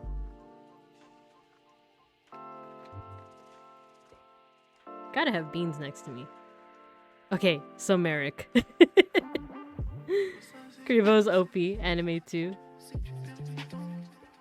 Is that corn cheese? Oh! No, it's yeah, that's you, Beans. It's not corn cheese, it's something called Maja Blanca. It's a Filipino dessert and it's really good. It's really good. It's a Filipino dessert. Oh my god, Beans. Beautiful pancit. Yeah, his tongue is out because that's how he tastes the pheromones in the air. Beans, everyone's saying hi to you. He's playing the Overwatch. But yeah. Howdy party people. Yeah, that's Beans. And then over here we have Merrick, who like I always found it funny that the dub, I guess you can like Romanize his name as Merrick, right? Because in Japanese it would be like Mariku. But a part of me is always like, there's an actual name IRL that's Malik. Like, why not just dub his name as Malik? But they went with Merrick instead. which I guess is fine. It's fine. It's all good. It's whatever. But this is cool though. Look at the veins. I think one thing that I liked about Yami Merrick's design is like just how unhinged like he looked. He had like the veins, he had the hair standing straight up. But then like I kind of like the to this day I kind of like this as a design thing for hair, like the M-shaped hair, like Gavis Battle have. No wait, he doesn't. He has like an M but like in a different way. You're a ride or die on using Malik? Yeah. I was like, it's a real name. Why not just use that one? Also, why did they change Rashid to Odeon? Anyway. And also, why? Okay, so I can kind of understand Isis becoming Ishizu because that's how you would Romanize the Japanese. But Ishizu sounds Japanese and Isis is an Egyptian name. But also, I understand because, you know, the terrorist group. But anyway, I'm getting into a whole thing. He got the heat vents. Yeah, he got the hair vents. Right? I kind of like it. Probably to try avoid Muslim names to gosh, you're right. Since they censor anything Christian as well. Yeah. I guess. I think you're right though. I think you're 100% right. Like they definitely went overboard with the censoring. I was saying earlier in an earlier stream that like for all of the censorship though, there's something very charming about the dubs that I'm only appreciating as an adult. Because I tried watching it subbed and I was like, this feels like just another anime. And it was just kind of a weird feeling for me. Whereas like the dub is like, I feel like every time I talk about Yu-Gi-Oh, I have to do the fucking accent. Hey you, look at my monster cards. I play Kunai with Chain. I play Baby Dragon with Time Wizard. Betsy has a deep M in the bangs. Yeah, I'll give props for My Valentine. Yeah. I actually love that name too, My Valentine. Jelly Donuts. No, my jelly donut. But going on to this one. You got the purple, yellow complementary colors over here. I like that there's kind of a mix between cell shading and painterly shading. Because over here on the face, there's the cell shading. But then when you get to the hair, and then this part over here of Raw, you get into more painterly with more kind of gradients and more of like, you see more of the paint strokes, which I really like. Hey, I'm walking over here. Kunai with Chain. That's like my favorite thing for Joey to say. It's like, I play Kunai with Chain. I play Baby Dragon with Time Wizard to get 1,000 Dragon. God, if like IRL Brooklynites are listening, I'm so sorry. I'm so sorry. I think one cool thing too about the God cards just by default is their color scheme because they all have the primary colors. They got the blue, red, yellow. It's just which color is more dominant, right? Hey, we're dueling over here.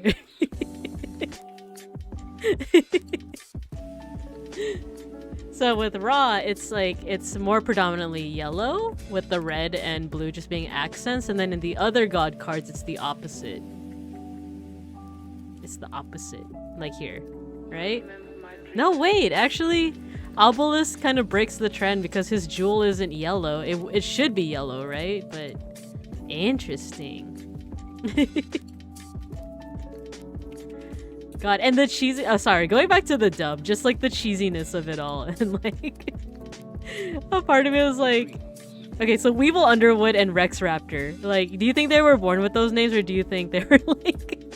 They were like, you know what? I really like dinosaur cards, so I'm gonna call myself Rex. And his real name is like Eric or some shit, you know? Like, man goes hard. Cause like, or do you think their parents were like, you know, John and Janie Underwood are like, let's have like our baby boy. We're gonna, I carried this child in my womb for 9 months. I'm gonna name him Weevil, and he's gonna specialize in either entomology or duel monsters. Hopefully with a bug themed deck. These are the thoughts. These are the thoughts. He's just called like Paul. It's like, yeah, my name's Paul Raptor. Like, yeah, but you use like a dinosaur deck. Don't you think you should go for like a more apt name? And Paul's just like, my last name is Raptor. Is that not like apt enough? Okay, fine. Call me Rex. Anyway, these are the thoughts. These are the thoughts. But otherwise, like, wonderful work. Wonderful. Wait, sorry. One more, and then we're gonna move on. Look at that. How do you do the particle effects? Do you do that manually or do you have a brush for it? Because that's awesome. And then, like, you were talking, like, poses? Like, do you have a reference for this? Because this is awesome. The folds, the dynamic pose in general. My headcanon is that they just changed their names. Imagine carrying a baby for 9 months to call him Weevil.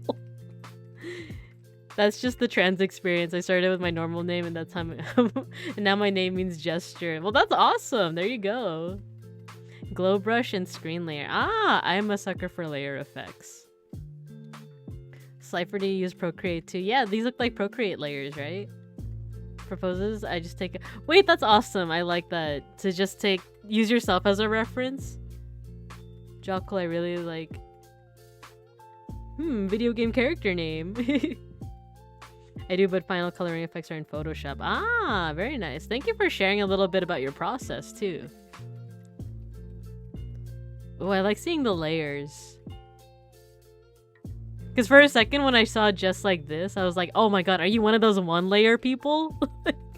Like you draw everything just on the one layer, like you don't separate out your colors and shading? Because I can never, like, in a good way, that's such a really cool skill. But if you do things in different layers and just combine it later, that's just as valid. That's kind of what I do.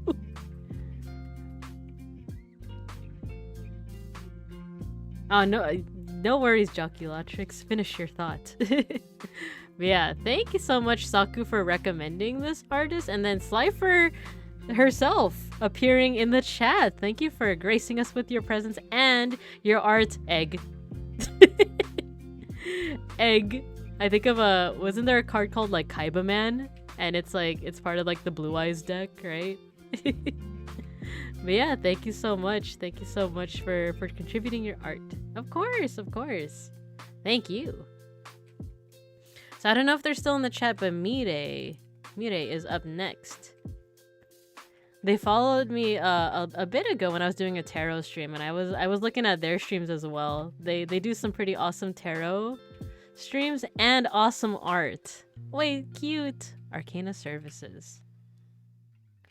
Pog, the real executive director.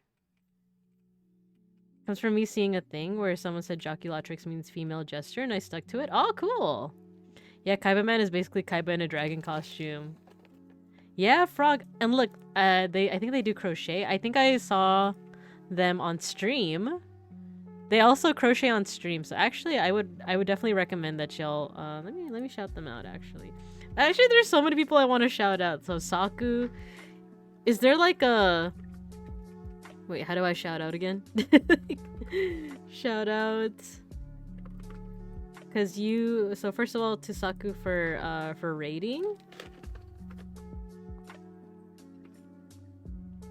Let's hope I did this right. There we go. And then let's shout out. Google, how do I shout out? Oh, there's a cooldown? Oh, okay, okay. Well, afterwards, okay. Well, all of you should also follow Big Ham, Slifer the Sky Dragon, and Saku, and Magic Mire, and Kiki Loading. Follow all of them. Yeah, look at Flug. I like how you could tell it's a frog because of the eye. Yeah. Humps? My lovely lady lumps? This is crochet, right? I actually don't know the difference too much. Yeah, shout out for everyone. Follow everyone. Cause I do a little bit of crochet, but it's through something called Woobles. You guys have ever heard of Woobles? I'll just Google it. Woobles. It's a service that lets you learn how to crochet. And I'll only show a second because I'm not doing no free promo. Even though they're really cool, they're really cool. But I don't know too much about crocheting, but look at this artwork. Oh, cute. Yeah, it seems like it's crochet, right? They have the cute eyes for the frog. Mint frog. Oh yeah, it's crochet. It says it right there. Whoa, look at that. Look at the mix of colors. I don't know how to do that yet. Or like I kind of do, but not really. This color scheme reminds me of like Fruity Pebbles. It makes me a little nostalgic. Super cute. I want to see. Oh, it's a bear. Oh wow, look. I actually don't know if these are like sleeves or if they're like little purses. Very nice. I don't know how to sew clothing yet. The Cardcaptor mouse pad? Yeah, let's check it out. Wait, let me go back. Yeah. Yeah, isn't that cool? The Cardcaptor mouse pad?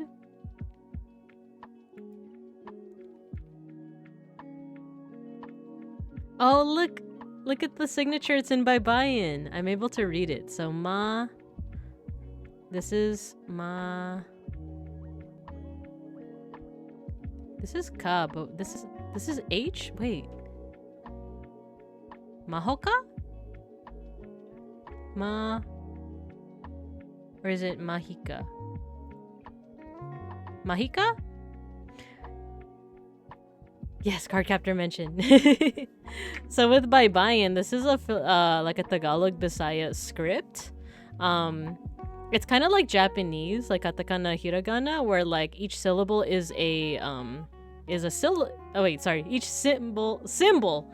Okay, each of these symbols is a syllable. There we go. I was like, why can't I say it properly? So this is ma, like M-A.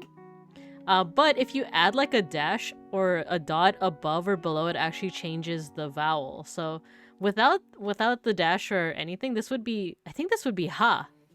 But because there's a dash above it, it's either he or he. And if it was below, it would be ho or hu. So I think this is ma, hi, ka. And then this, oh, this is interesting. Mi, oh, mire, magic mire. Yeah, okay, duh. Mahika Mire. That's a really neat design. I love the hat and it looks like the magic being woven. Yeah! Isn't that cool? Because, like, yeah, the rim of the hat is going into the signature. And actually, I have an art signature that's also in Bye-Bye-In. I don't know if I can... Can I show it? Nah. It's kind of hidden in the depths of my, my pictures. Oh, cool! Look! Little critters! Little dudes! Isn't that cute? Test print for sticker designs. I know that they make really cool stickers, and I know that she even hand cuts her stickers. These are super cute. I like the yellow border. Oh, cute. New Gagawin. New Gagawin? Di ko din nga alam kung ano. I also don't know. Oh, I need help. Oh, it's the translation? I don't even know what it's... Di ko din nga alam kung ano. Oh, cute! Was cooking. I kind of like the use of the thick lines, and I kind of like how they did the yolk over here. Very cute. The crochet designs are really nice. They look comfy too. Like, look at this. There's like a gradient to it. You go into the light purple to the dark purple. Oh, cool. It's Joseph. It's Joseph Joestar. Jonathan Joestar inspired scarf. Isn't that Joseph though? Right? That's cool though. I like her design too. Her like I believe she's also a VTuber. I really like the design, the hair, very mystical looking. The kind of galaxy print on the outfit. Booba. Oh wait, I like the color scheme for this one. It really matches the Cardcaptor Sakura like, background. You know what? It's Gavis Battle colors. Even though this was like what 33 weeks ago, so I don't know if no, he would have premiered or debuted rather, right? So maybe it's not coincidence. I want to take a closer look at this artwork over here. I like their use of texture because look at over here. You see like the stars, and then in the scarf, you don't actually see the star itself. It's like almost like an implication of a star. The hair also has really nice textures to it. And I kind of like the segmentation. Does that make sense? Like how it's segmented over here? The loop-de-loops. And the soft shading. This is really subtle, but you look at the soft shading and the soft light gradient on the fingertips, on the palms, on the like elbows. Also here on the neck, and the booba. Odd question, but what brush do y'all like to use for line art? I use dry ink. On Procreate, I use syrup. I use either syrup or monoline, but monoline sometimes becomes kind of unwieldy for me, or it doesn't. Because then you have to sacrifice a little bit of speed for stability when it comes to monoline. Whereas syrup, I find it easier to connect different parts together if I'm using the syrup brush. But that's on Procreate, so if y'all aren't using Procreate, I guess the equivalent would be the G brush on CSP. These are cute. Speaking of brushes, look at the lines. They're textured. I kind of struggle with textured lines a little bit, so this is cool. Y'all should try out custom brushes. Ilya said it's free and is popular. Ooh. Yeah, I also love the syrup brush. I use one called Nadia XL. Nadia Cell or Nadia XL. I have the stabilizer on very heavy for line art. Yeah, it's kind of with stabilization, like you do get like smoother lines, but it also sacrifices a little bit of speed. Does it say Pow? Pow but spelled different? Tanga ako isang libo. Oh no, my Tagalog is failing me. Is it like a pun on putang? Like putang. Tanga ako? Ako is me. Isang means one. Libo? Isang libo? What is libo? I forgot. I forgot.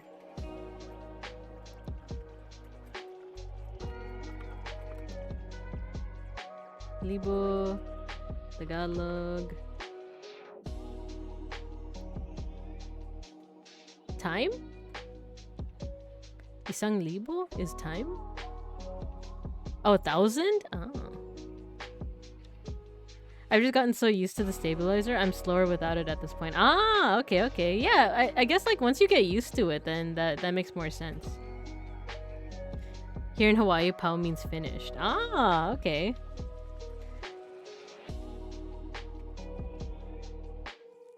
Like, it is finished.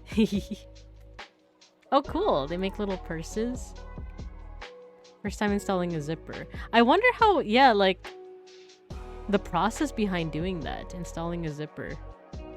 My stitches ain't great, but hey, it looks neater than expected. I think it looks really good. I think it looks really neat. See, I only know how to... Ooh, banana cake. I only know how to do what's called amigurumis, which are like plushies. Like these. No! No! Okay, here. I actually just bought this bundle. These are called amigurumis. They're like little creatures, little plushies. I want to learn how to make stuff that like you can use in daily life though. Also, I don't use stabilizer. I just hold my breath to steady my hand. There's a funny story behind it. Ooh, do share. I just do... Sometimes I depend on stabilizers. Sometimes I adjust the angle so that I can more easily just move my wrist, but that's not always. Sometimes I depend on Procreate's kind of auto stabilization sometimes. Oh, it's This is one of the words that, like, growing up, I didn't know how to say it in English. But in Tagalog, it's tali. Tali. But hair tie, I guess, would be the English word, right? But I remember growing up, I was like, how do you... Like, I need a tali for my hair. I use drying for line art, studio pen for cell shading and color, and round brush for soft shading, and that's pretty much it in terms of brushes I use. Yeah, I use, like I said, it's called Nadi XL, and I pretty much just depend on those brushes. I think what I'm really liking about Magic Mirai's crochet is the colors that she uses. Like, she does a really good job, like, picking out which colors, like, even if they're not complementary, analogous or anything, like, they just flow well together. Ooh. Oh, a nice tattoo. This is cool. It's giving Bayonetta. Am I using that term right? Giving? Like, it's giving Bayonetta. Because you got kind of like the glasses plus like the upright hairdo. Plus like this general energy of just being like super confident. You know, plus the tattoo, the awesome tattoo. Command seals. Is that what that is? Like the FGO command seals? In high school, I had a phase where I used to do airsoft shooting. Oh, sick! I used a rifle and I used to hold my breath to steady my aim, and that was around the time I got a tablet. That's awesome! I did airsoft with Beans back when we were like in our early 20s.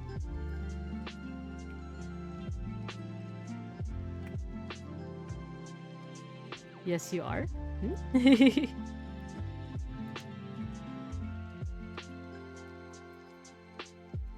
Oh, cute. Cute. You see the textured brush over here? This is a cute design. Cute.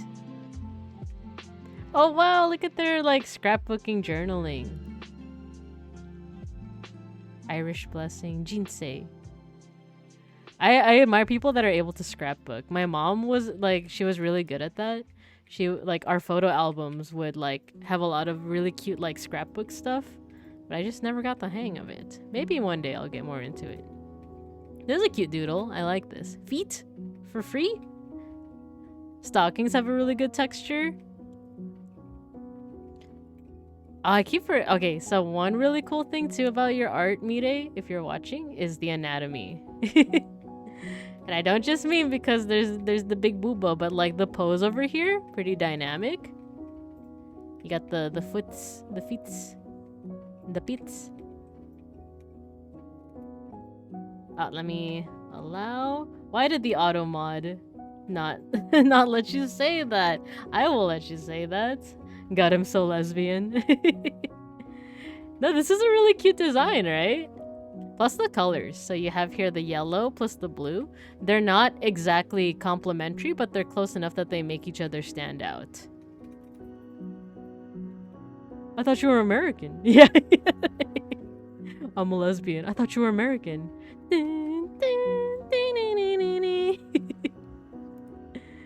Oh wait, I missed a detail. Look at the ears. Over here, right? I'm also digging the line work. I think one of the things I like about drawing hair is the little loop-de-loops like this, right? Twitch didn't want me to profess my love for women. How dare you, Twitch? How dare? This scrapbooking is super cute. Oh, more. Ooh, we're getting risque. Oh wait, look at their stickers. This is super cute. Look. Wink. Bacon. That took me a second. That took me a second. I was like, bacon? Like Heiko's bells? Bacon. God, I love woman moment. Twitch getting in the way of forbidden love. Not allowed words on Twitch is Lembian, the short version of Daddy Love to Fish. Bacon. Yeah. This one reminds me of Tokyo Mew Mew? Ichigo Kiss. I like the use of like colored lines over here. Good amount of texture. Okay, Mirei, the way you draw hair is really cute. I like the loop-de-loops. Ah, these are awesome. Look at the fur texture over here. And then this like shining kind of effect on the tarot card.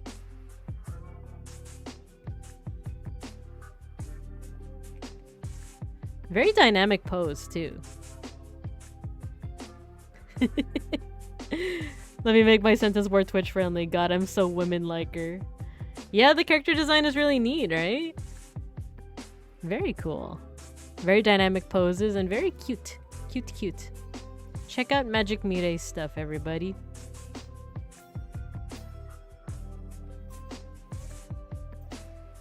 The anatomy is also really good. And then I kind of like the way that she draws the chibi eyes. Super cute. But yeah, so thank you, Magic Mirei, for recommending yourself. Oh, look at the banana! Banana. So yeah, follow her. She's also on Twitter. I'm gonna probably do a Twitter post where I just like tag everyone that I looked at today. Okay, let's go ahead and move on to Cadel Works. This one was recommended by Mowo, I believe. Yeah, cool character designs. I keep wanting to call you Pao Pandan. You can. You can call me either Pao or Bebinka. Either is fine. You can call me either. I go by both. It's just that for Twitter, Pao Pandan is my like art account, and then Bebinka Bear is my is my streamer account. Sorry, I'm gonna eat chips.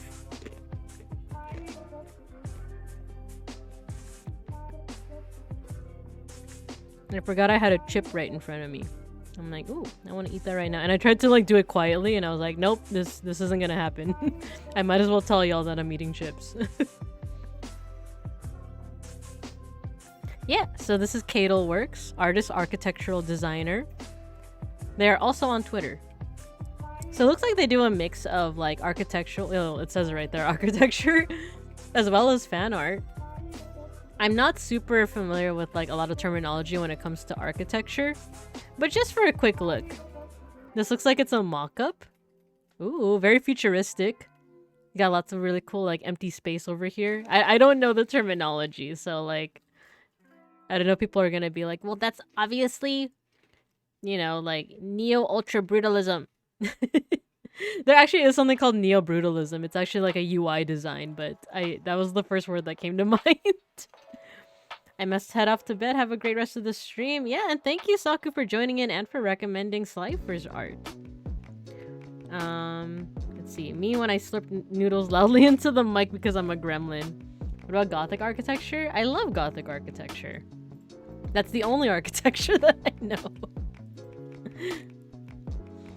Oh yeah, I'm Pao Pandan. Yeah, I'm Pao Pandan.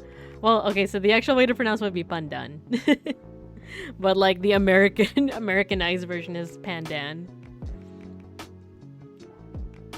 Yeah. Good night, Saku.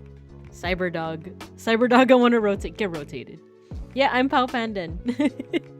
But I'm also Bebinka Bear. I feel like I've seen something like this before, like these kind of covers. Living Tectonics. Forest fabrication onto active sports facilities. Oh, cool. It's very flowy.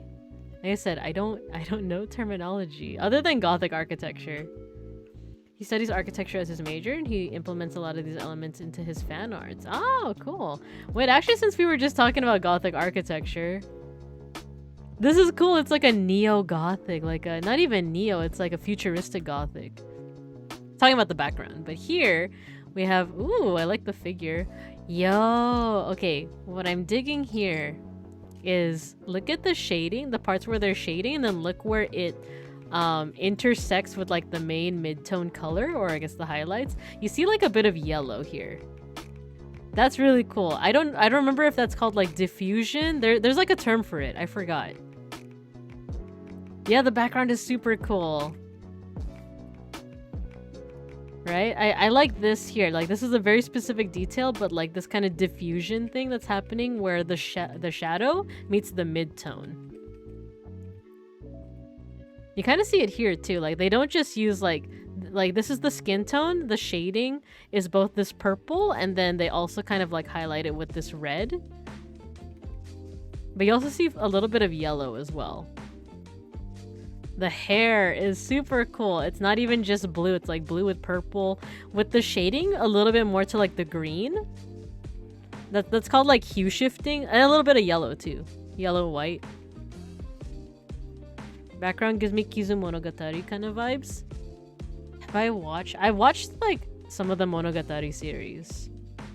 Is Kizu the one with vampire chick? With oh my god, she had like a long ass name, didn't she? Like, heart under something. So the background is very gothic. You have what's called broken arches. So instead of, how do I show this without showing my hands? Or like without switching to my hand cam because I don't have it prepped. An arch is basically like a U shape. It's a U shape. Now, you know what? Google is free. So arch versus broken arch. No, that's not what I meant. Gothic. Okay, this is a good example. Here. So these are like arches, right? They're like U-shaped.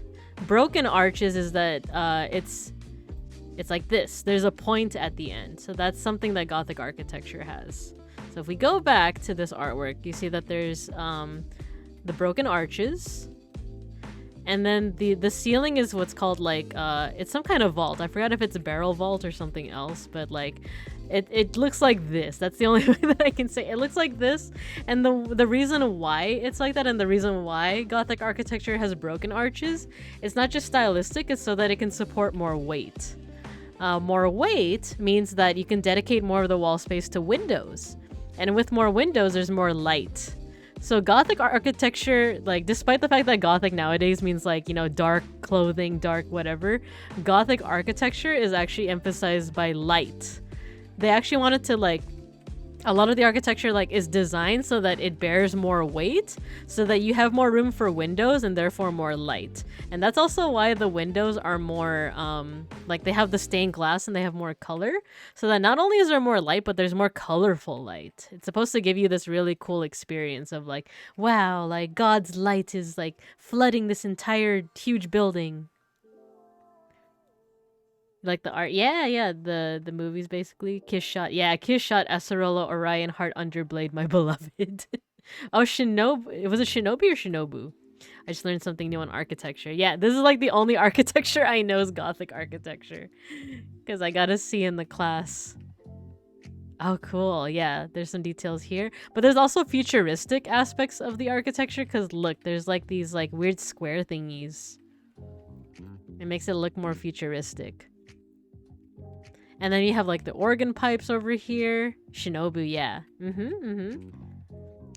So this whole like art piece is like gives off very angelic feels, right? Because it's in a Gothic church, most likely. But this person also has a halo. They have like this spear / lance that is like cross shaped.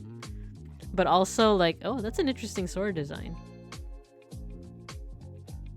Even like this spear over here kind of reminds me of like a halo. It's got a lot of gold and white to it, so it's like angelic but kind of badass too. It's like a futuristic angelic Gothic thing going on. So that's pretty cool. That's super cool. Let's see what else we're working with here.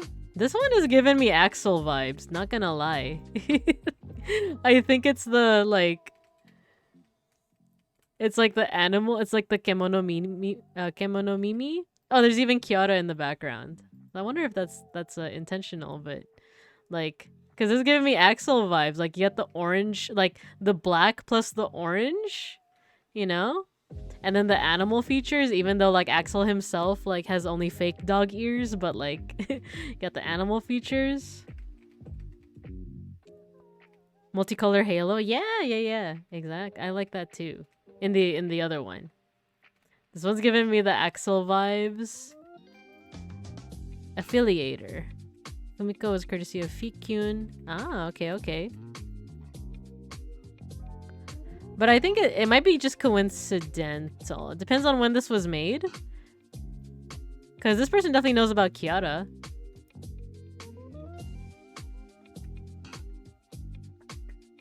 These would actually be super bomb, like... If they aren't already, like VTuber designs. Oh, Guilty Crown, that's right. So everything that makes me whole. Oh, we got another angelic one over here. This one, like... There's like... It's like mecha angel wings and drones in the background. So I kind of like how they incorporate a lot of technology and futuristic stuff.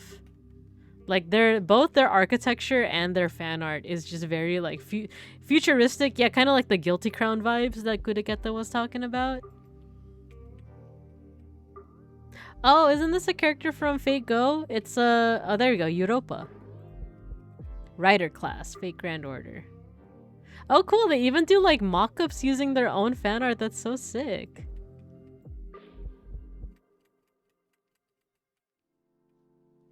Super cool. I like the use of the plants here. This is another one thing that's really cool is just like I said, when artists like they're so well practiced that like adding something like hair highlights looks like it's just a couple of strokes, right? Black Rock Shooter. It's Black Rock Shooter, y'all. But it's like Mecha Black Rock Shooter. She got the mecha wings. She's got the design. I remember when the anime came out. I know it started out as a Vocaloid song, but then like eventually there was an anime based on it. Because she got the Miku hair. Oh yeah, I would not be surprised if this person was inspired by like Guilty Crown. Or I guess who is the artist for Guilty Crown? Is it also Huke? Guilty Crown. Because now I'm thinking like, wait, is the artist for Guilty Crown also... I'm curious now.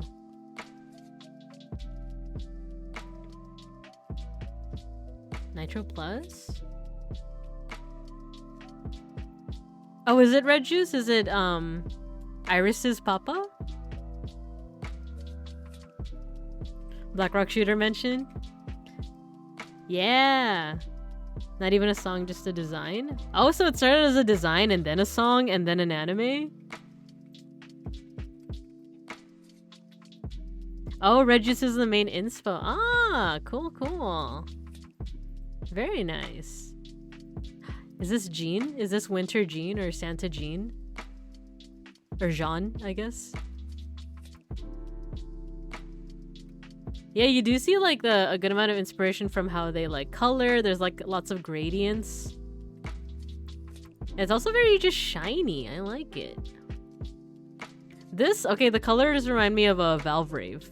Did any of you ever watch Valvrave? It was like a mecha anime, but it had like... It had some interesting mechanics in it. Iris Papa? Yeah. This pose looks so familiar, isn't it? Oh, cool. Look at the legs. Is this Formula 1? I never got into Formula 1 until Bean started watching that one Netflix documentary. With Daniel Ricciardo. Migu.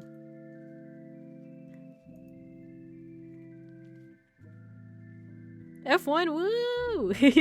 Yeah, I don't know much other than memes in that one Netflix series. But yeah, this is really cool. Check out their stuff. This is K-Tail Works. They're also in on Twitter.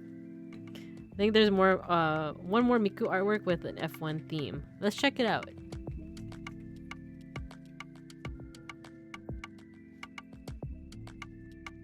Wait, is this Saber? Or oh, I guess not. It just reminded me of what is it? Saber Alter Lancer? Art of Yacht Academy. Did I miss it? Oh, is it this one? Did someone say F1? Yeah, we were talking about F1 with Daniel Ricciardo. Wait, this is so cool. I love the way, like, it's...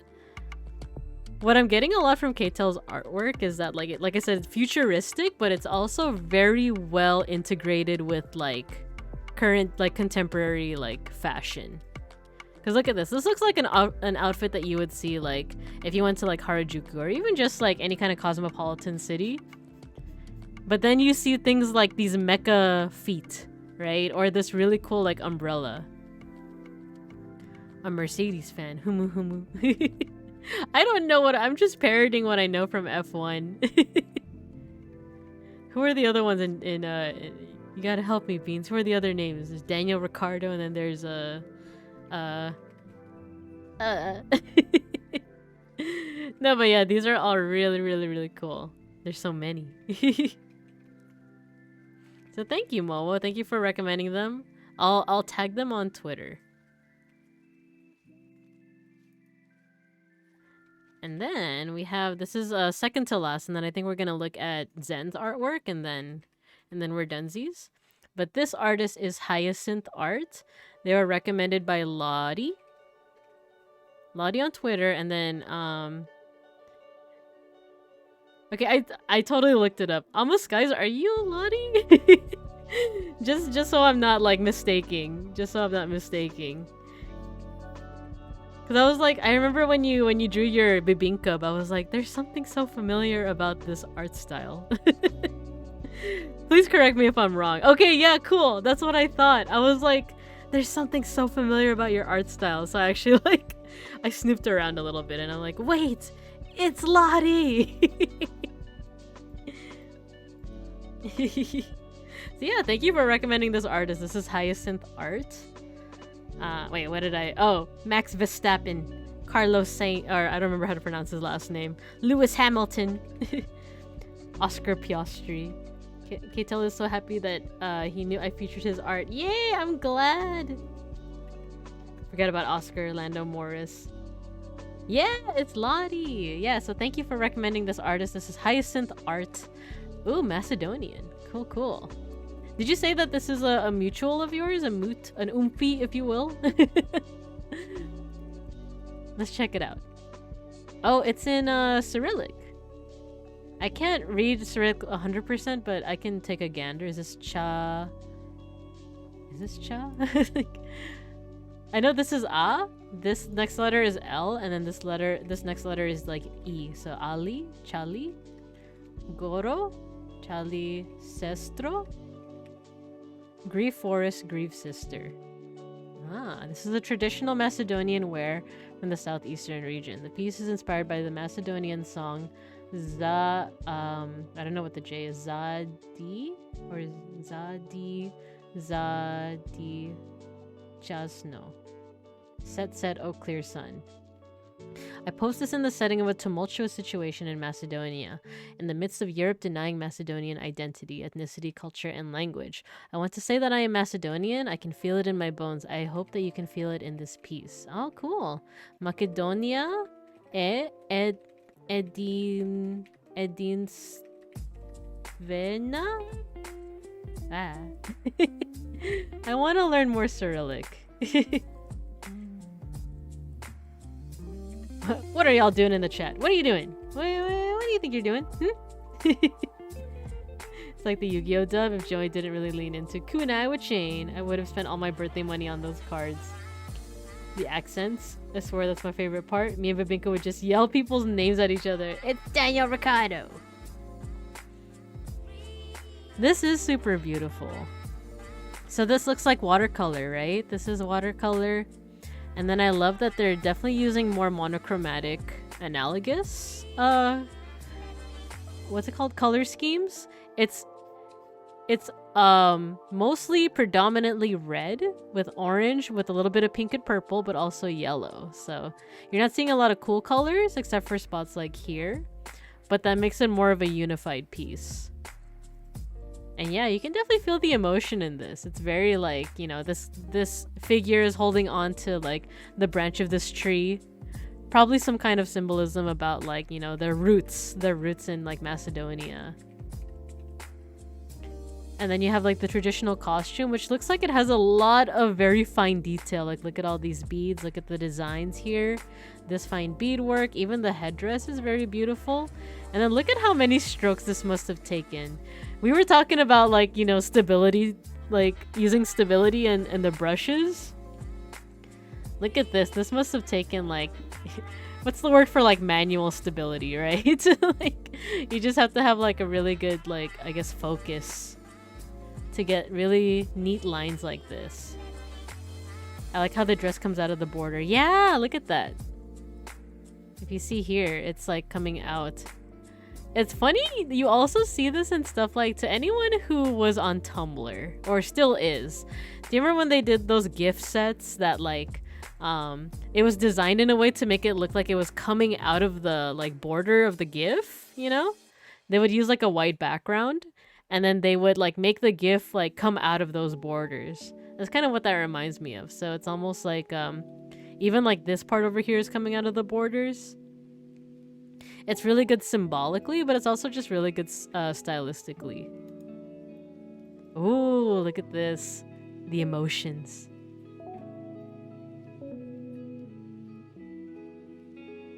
Oh, this is so beautiful. Like for one, look at the eyelashes here. And then like the droplets look very like, it reminds me of like those old like cartoons, like Disney cartoons, where like when a character cries, it's almost like it's flooding out, right? I just really like the way they do the facial features. Oh god, I thought you were about to say, do you like the color of the sky? No. I am not scrolling for 20 hours to see the punchline of this joke. I also like the way that they do the hair. The whites are very white, and the darks aren't too dark, but instead of relying on like just like contrast through like light and darkness, they do it through color. Because here the shadows are purple, kind of more purple tinted. The highlights are a little bit more yellow green tinted. Do you though? Yeah, the way they do expressions is really good. Oh, look at the jewel too. Yo, this one's cool. Ooh, very nice design feature, the claws. Whoa, how did they do this? Look really carefully at the eyes, and then parts over here, it looks like it's sparkly. Like here too. Did they use like some kind of glitter watercolor? This one's kind of giving like Interview with the Vampire? Oh wait, Dorian Gray? Do you think this is Dorian Gray? Like Portrait of Dorian Gray? It's shiny paint? Ooh. Arcana. Oh, it says Dorian Gray. The picture of Dorian Gray. I remember I actually liked yeah, look at that. That's so cool. But it does kind of give this like ethereal, but kind of in a creepy way. Like, and I mean creepy in a good way.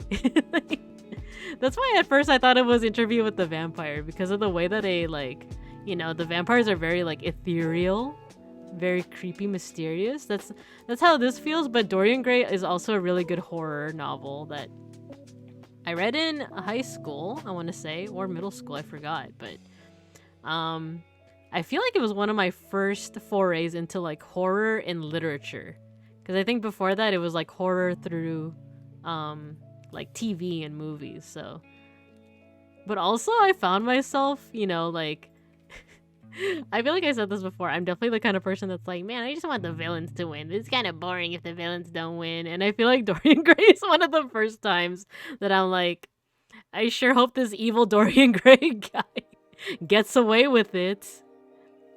Is this like, you know, is this like level 1 of turning into like a monster fucker? Uh-oh, wait. I didn't give like the unsay so warning. Unsay so warning.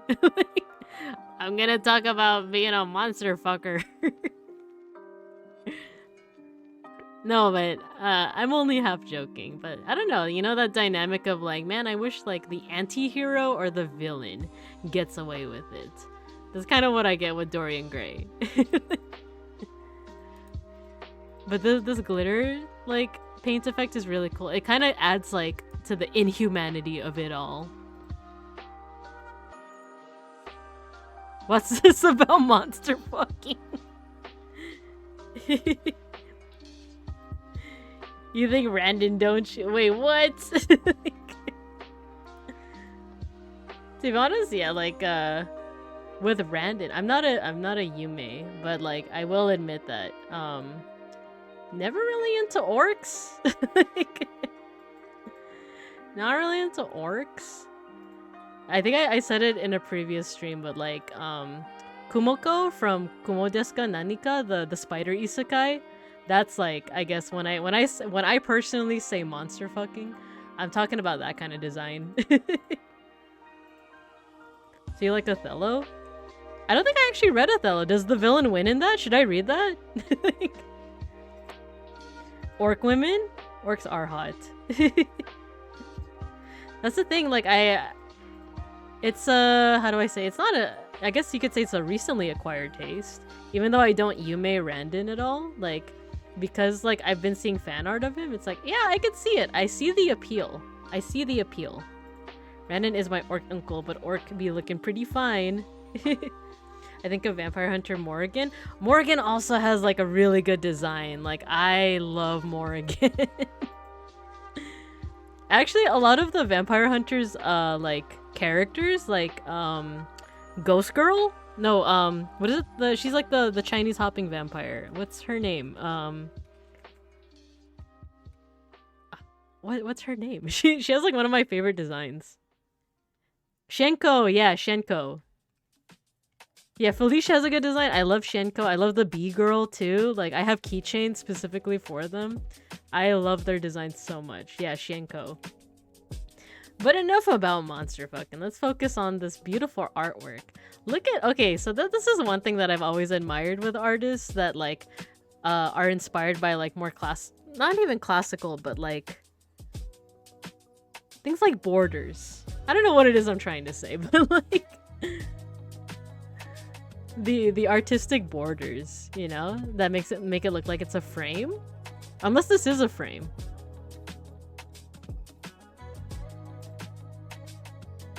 You know what, this person's art is making me realize how much I like painterly styles and how much I like it in watercolor. Because whenever someone says painterly, they usually mean like acrylic or oil, but this is like painterly watercolor. Specifically, I like orc women with big tusks and big bodies built like power filters. 300 pounds of pure muscle covered in a nice layer of fat. Ooh, sounds nice. Sounds sexy. How I see my home. Oh. Oh, beautiful. Wait, I love this. Look how they're turning like these like landscape photos into their own works with like color and like just using watercolor naturally as a medium. Like, look at that. The shine became purple. The highlights became purple. That's so beautiful. Jocko, you're confessing like a sinner in church. I'm thinking Junker Queen or Zarya from Overwatch with an orc skin. I do like watercolor. I took a watercolor class shortly before the pandemic, actually, and I got an appreciation for it. Did I tell this story before that I do like watercolor, but I remember I struggled with it first because I took a painting class, and in that painting class it was like intro to painting. So they taught you everything except oil, because I think oil would have been too much materials to buy. But she taught us acrylic, watercolor, and gouache. And I think watercolor is the one that I struggled the most with. And I remember telling my friend who was an art major, I told her that I was struggling with it, and I was like, oh, like, I hate how you can't erase your mistakes with watercolor and it's a little bit hard to handle. And she was like, oh, you can erase your mistakes, but also just like, she kind of like called me out, but I don't think she intentionally meant to be malicious, but she was just like, oh, you're not a very patient person, are you? Like, she said something to that effect. And I was just taken aback. I was like, whoa. Why would you come at me like that? But she didn't. I don't think she meant it maliciously. I think she was just saying that like you have to be a little patient when it comes to like mastering watercolor, because well, duh, you have to wait for it to dry, you know. So, but after that, I took a watercolor class and I got more of a hang of it, and I ended up liking it a lot more. So I do have an appreciation for watercolor as a medium. Just remembered an artist friend who does watercolors. Look up Boniva Brown. I'm talking about that kind of body type. You guys continue on with your conversation in there, but this is a really cool.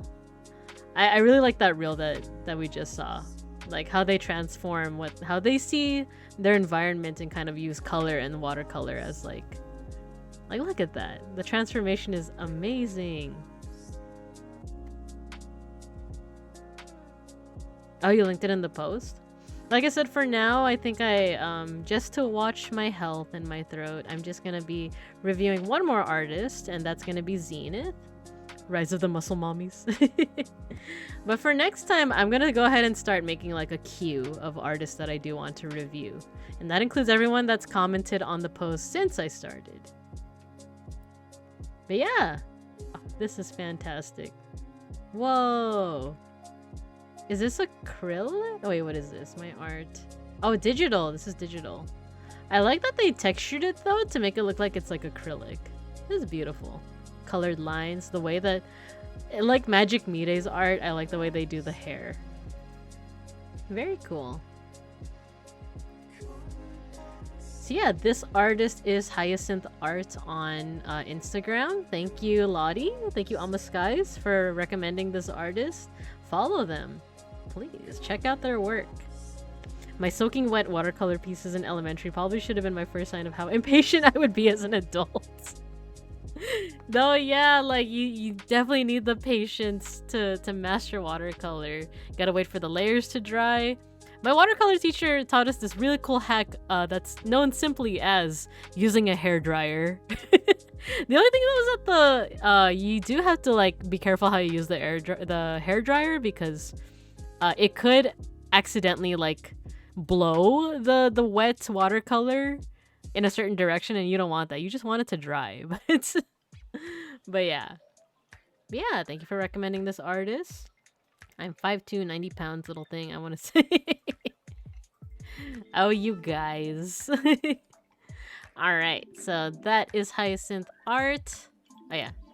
Let's go ahead and close these windows. Let's get a blank one, and then... Actually, let me do this. So the last artist we're going to be looking at is Zen's art. Zenith Zander. And then is it okay, Zen? Because I do want to end a little bit soon. I'm just going to be pulling up some of your artwork up. The animatics, is it okay if we save it for next time? This artwork is so cool.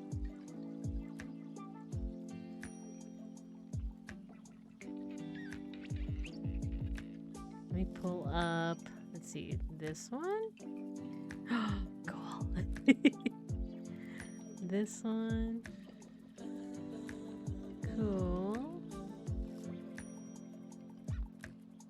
That's alright? Okay, cool.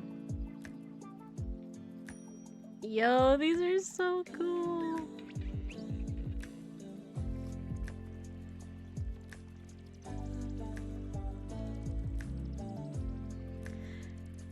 You can use the ones I sent, or you can go through my Twitter, but there's not much there. Don't worry, I'm gonna be tagging you. But yeah, so the next artist that we are looking at is Zenith Zander, who is currently in chat. And right off the bat, I think one thing that I've always admired from your artwork is your expressions. Especially, this is a guilty pleasure of mine, is like whenever you draw a character being like manic, or like, I don't know if that's the right word, but just like unhinged, like here. You're really good at drawing like evil smiles, and I think I've said this in another stream.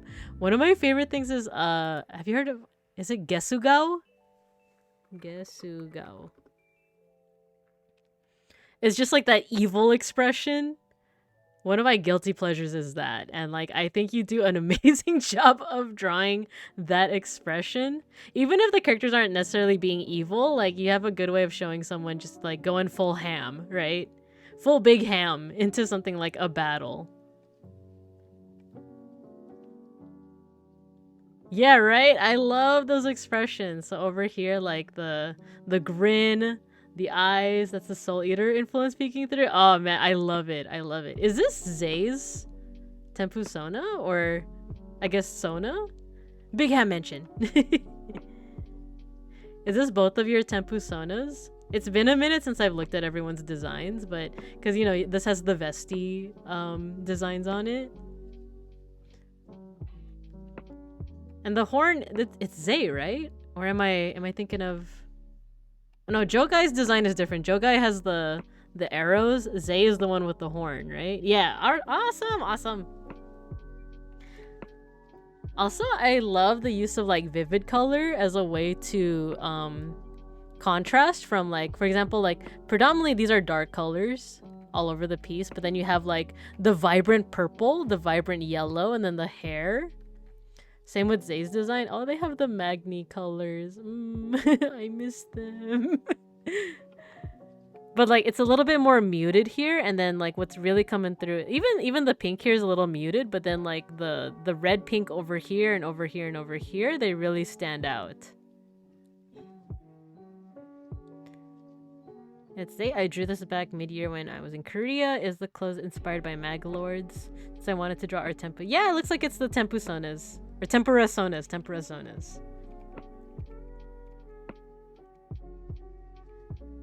Oh, I love this so much. Got the mole, we got the horn, black sclera, very based. And also just the dynamic action shot. Like you have the all of the lines are being led through this diagonal over here. Wait, this is cool. The spread, I didn't even notice the spread out wing and then kind of like the furled like the cape, but like when it's spread out, it's like the bat wing. They do look cool.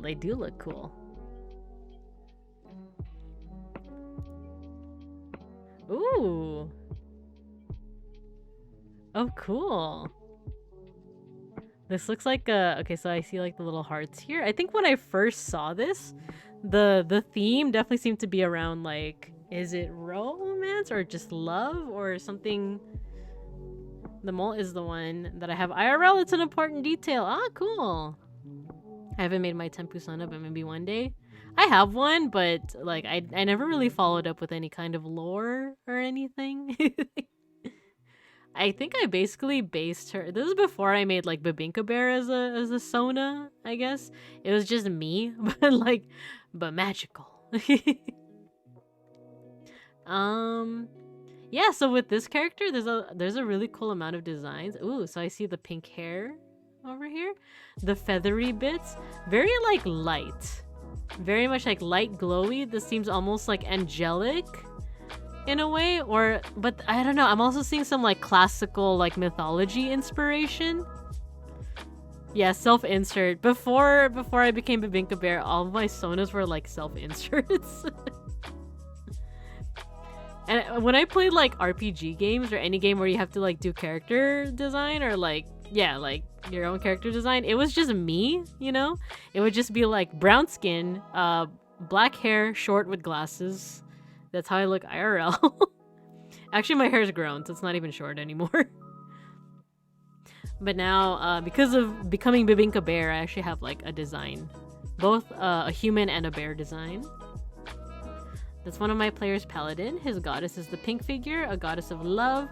Blue figure is a giant magic version of his boyfriend. Ooh, he's an Aasimar, which is an angel descendant D&D race. Don't feel bad. Matthew still self-insert. Wait, I'm gonna take a sip of my cream soda. I feel my throat getting kinda croaky.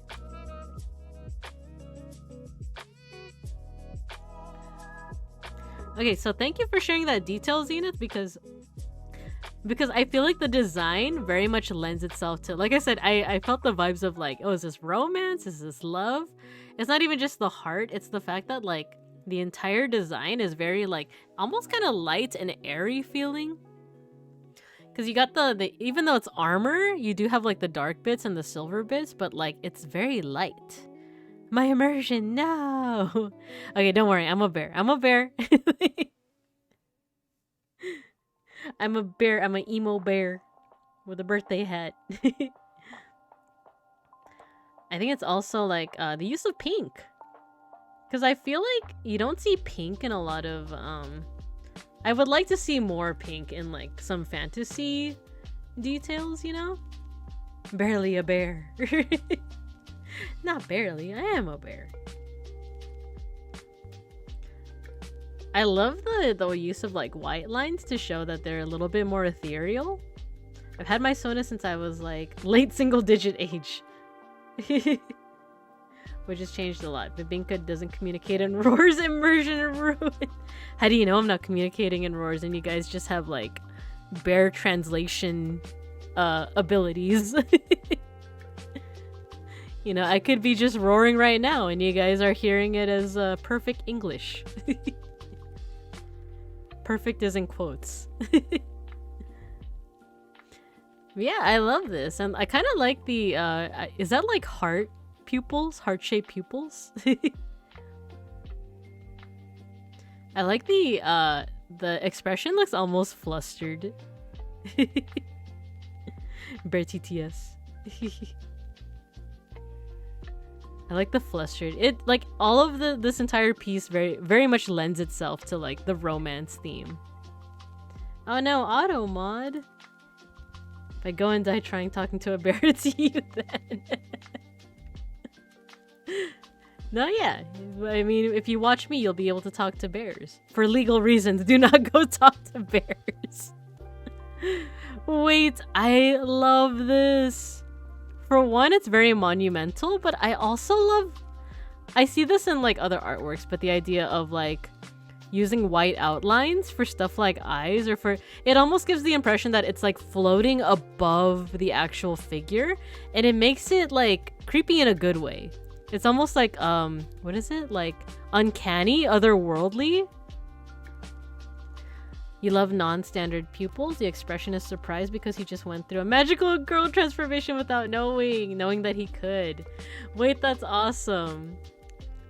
We need more magical girl transformation, magical guy transformation, magical dude transformations. We need more of it.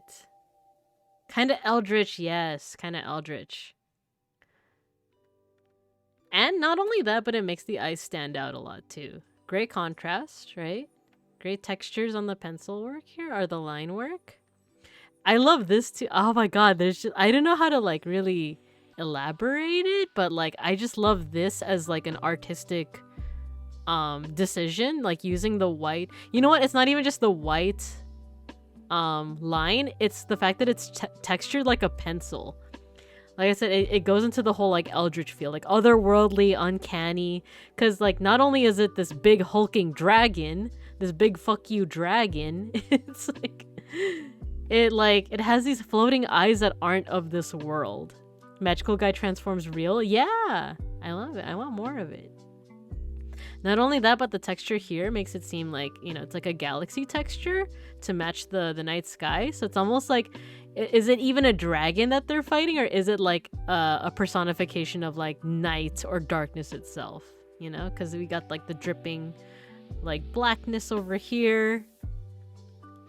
Good use of scale.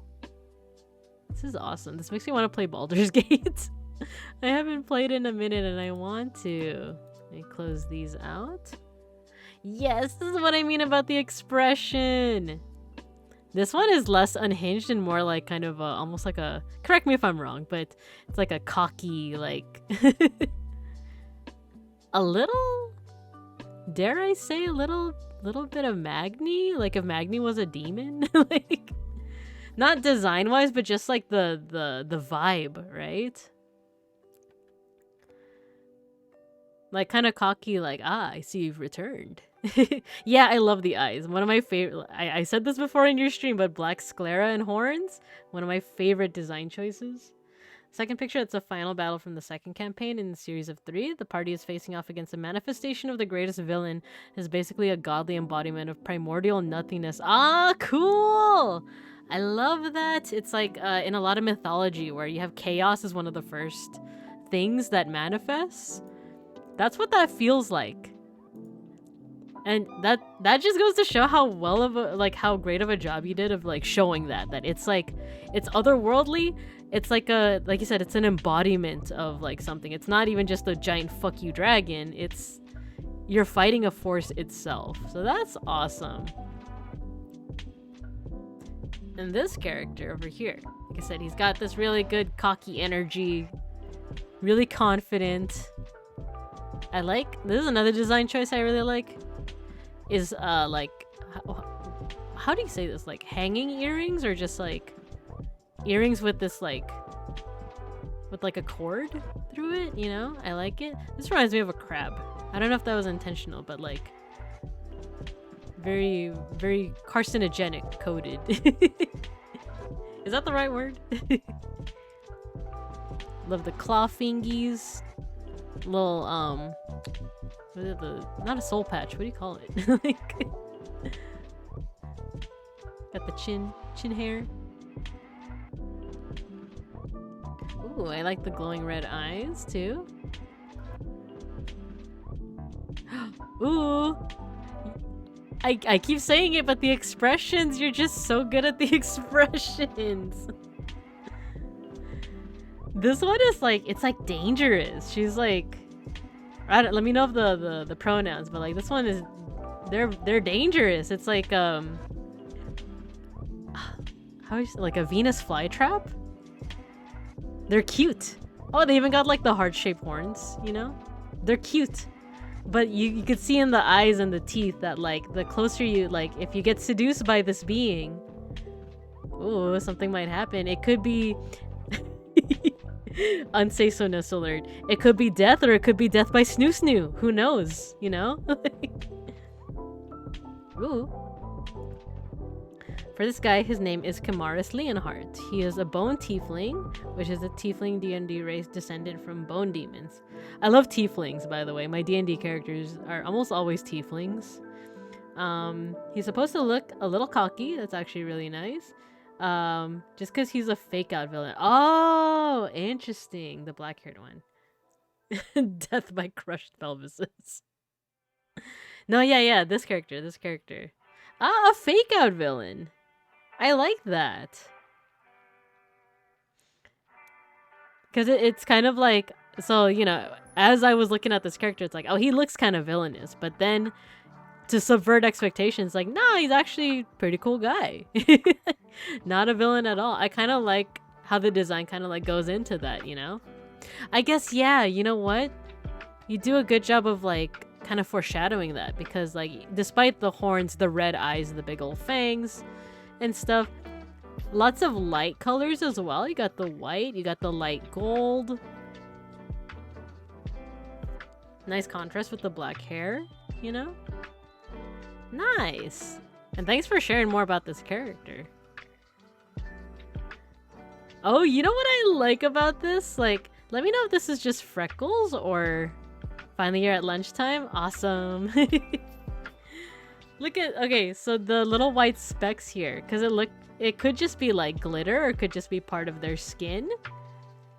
But the placement here makes it looks like it's like ethereal, like galaxy themed freckles, you know? I like that you incorporated the heart theme wherever you could here. You see it here, you see it here, you see it here, here the little ahoge, little heart. This is also another heart. This one looks more like a fleur-de-lis, but like you could also interpret it as like with this portion over here, like a heart. Going with the, oh yeah, there's another one, heart. So you got a good motif. I like the heart motif as well. I'm curious about, oh, and the heart earrings. Heart. I love this one. Like I said, there's like some danger to there. Is it like death by snoo? Is that the situation here? You know? Eden, the pink tiefling, is a seducer. Cosmic tiefling with an unusual color. The freckles are stars. The small-time antagonist that has a redemption arc. I love it. Your design choices are really good because like they lend themselves very well to the character's actual personality. I like these little dangly bits too. Love it. Oh, cool.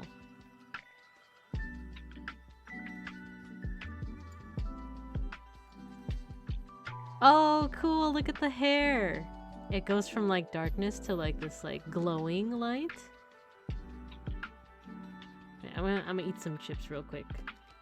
Need to snack.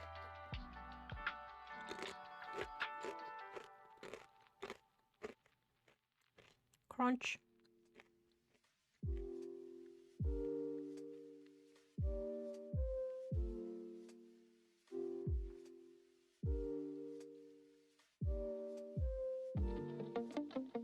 Yes, so to echo what C-May said, the expression for this one, I love it.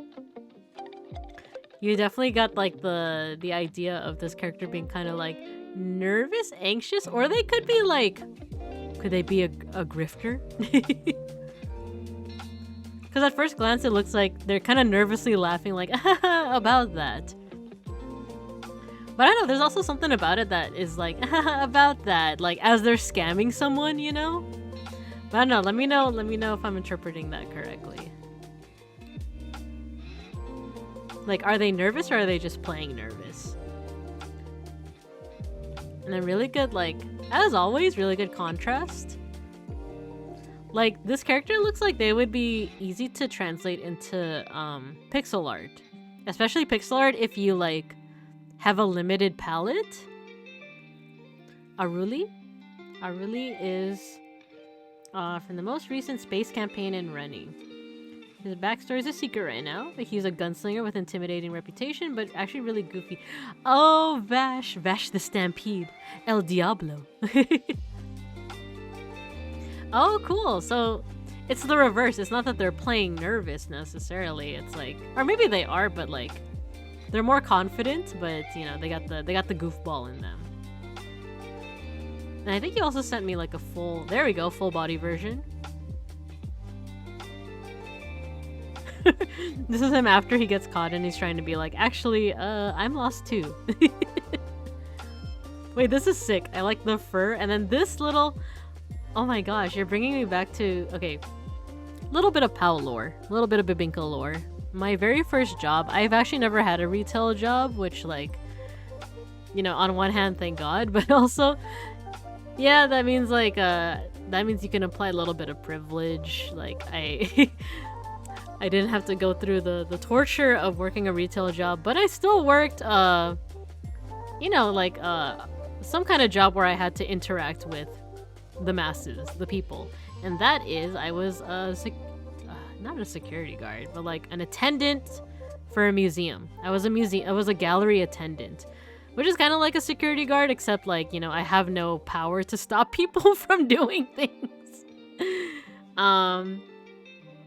That part doesn't actually have anything to do with what I'm about to say next, but basically my outfit when I was a gallery attendant was like a blazer and a button-up shirt, and the girls had to wear a little bow like this. The girls had to wear a little bow like this, but instead I opted to wear a tie instead. But every time I see this, I feel like it looks really good on other people, but on me, I just felt like I just didn't like it. But whenever other people have it on them, it looks very dapper. And that's also the vibe I'm getting here. You know what? I'm noticing some X motifs here. Let me know if that was intentional, but like there's an X here and then there's an X here. Not even an X, but like a crossing over. Bougie. That job was still, it wasn't like rough, but it was just like, it's, how do I say this? It's like if you work a retail job, you're very used to like rude ass people regularly dehumanizing you or just treating you like you're like less than a person. So I can't say that I escaped that, because there were times where people like, they weren't always rude. In fact, they were more so kind than rude, but like there were definitely a lot of people that like I would tell them about like, oh, like don't touch anything, or like please, if you have a backpack and you wear it like across your chest in front of on your back so you don't accidentally knock over things, and they would just like scoff at me. And anyway, getting into a whole thing. Automod, what did you do? As a security guard, you can at least tell people to fuck off, but politely. Yeah, but there's no guarantee that they'll actually listen to you, especially if I'm like visibly a student, you know? if if I had the appearance of an older person, they'd be like, "Oh, I'm so sorry." But there were times where it's like, "Oh, you look like you're a college student, so fuck off." I had someone be rude to me when all I was saying is like they had like a whole bunch of like backpacks and they were coming into the gallery space and I was just saying like, "Oh, can you go back to the front and just like leave your bags at the front?" Because usually we don't let people through with bags. And they were just like, "Well, if that's how you're gonna treat me, then I'm just gonna leave." And then I did try to spin it as like, "Oh no, because I don't want you to have to carry so many heavy bags as you're browsing through the space." And then they relented. They were like, "Oh, okay, understandable." But that first bit of hostility, that was like, "Oh, well, if you're gonna treat me like that, then I'll just leave." It's just like, bro, what? There are elements of X's in crossing the line because part of his backstory is that he was destined for greatness but had fate stolen from him and changed against his will. Oh man, I like that. And if they don't, you can summon someone that can arrest them. Yeah, at least I had that. I did have bosses that I could just call over. But yeah, enough about gallery life. This design is super cool because I like the contrast here. You got the goofy, and then you got the badass. Ooh, wonder what the story is with the watch. But also, wait, this is such a cool design for claws. It looks like it's almost like, how do I say, like vertically coming out? Or is that the... Wait, let me see something.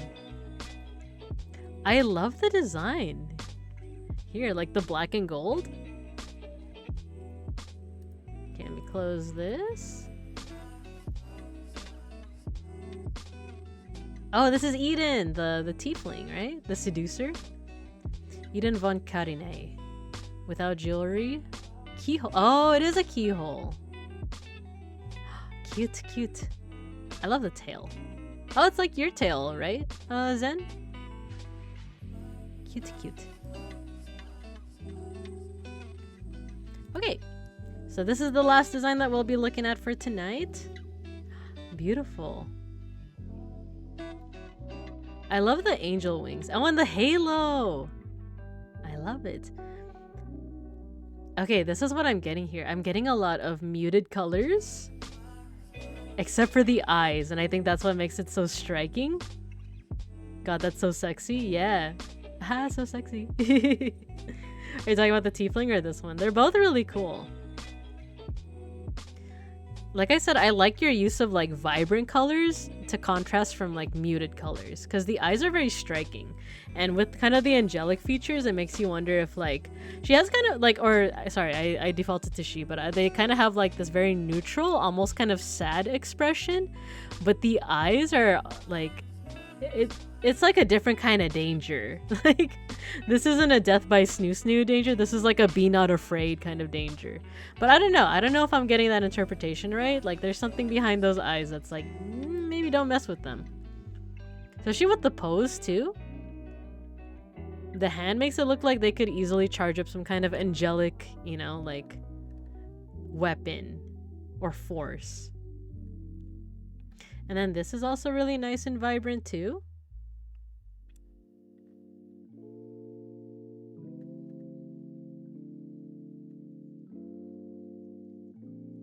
Ooh, there's another design element I like, is having the cords that come down from the glasses.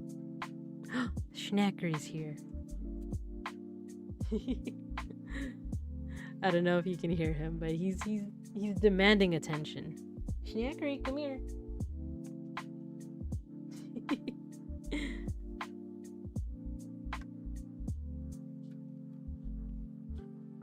Oh, and there's even like feathery. There's like feathery motifs here. I think that's the motif. You're really good at motifs. Zen, you're really good at like having an idea and then just like following through with like everywhere that you can with that motif. This last one is also from the space campaign. Epsilon is an android AI with self-developed consciousness. They're in charge of piloting a spaceship. They're quite tall, but yes, they're basically a living weapon. Ah, it kind of reminds me of Outlaw Star? Was it Melfina, like the one who pilots the ship? I don't think she was an android or an AI, but she was some kind of like being, right? Also 9 foot, dang.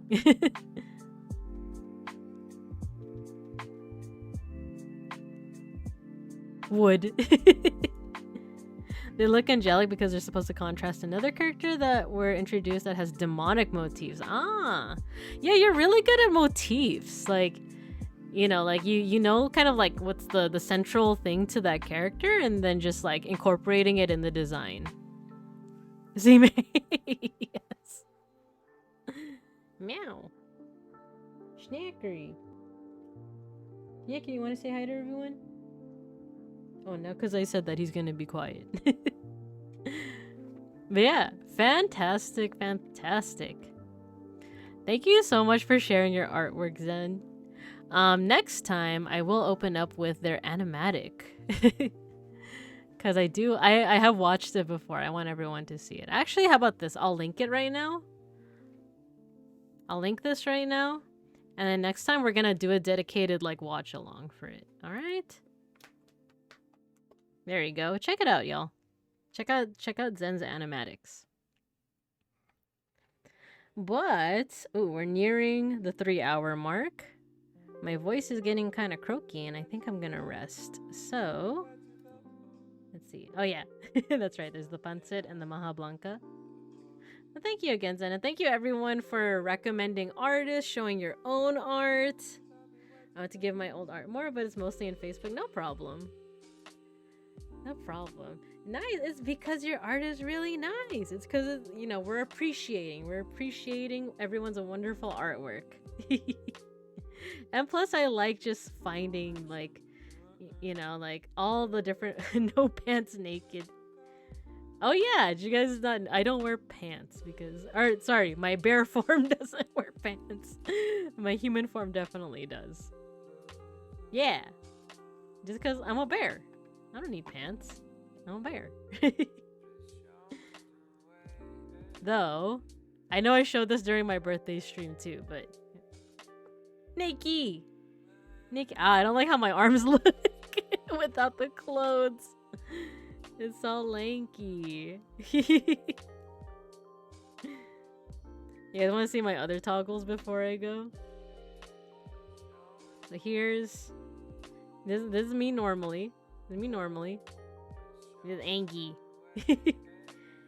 I'm Angie. You just told me that you don't think Bosch is a cool artist. How dare you? And then this is, you don't think Bosch is cool. Why? How could you? You know I love him so much. Edgy bear. Illegal. But yeah, should we keep on the sad toggle because I'm saying goodbye for a little bit. Yeah, I'm gonna take tomorrow and the day after to rest. I'll be back on Thursday though. I'll be back on Thursday. Let's switch back to my. Oh, come on. There we go. I'll be back on Thursday with what did I put on my schedule? I either put Pixel Art or Pixel Art Academy. I am trying to go to the gym on Thursday, so it might be Pixel Art Academy. So if you guys don't know, Pixel Art, well, sorry, my brain is already like failing me. My brain's already failing me. I'm like, if you guys don't know what Pixel Art is, look it up. No, but I'm gonna play a game called Pixel Art Academy. It's basically a game that teaches you how to do pixel art. I already know some of the basics, but I do want to explore the game a little bit. And maybe that way you guys can also learn a little bit about how pixel art works. So we'll do that on Thursday, and then I believe on Friday I signed myself up for Procession to Calvary. This is an art history game. It's, if you guys were there during my 4 Last Things stream, it's a game made entirely out of Renaissance artwork. Like, all the assets are Renaissance artwork.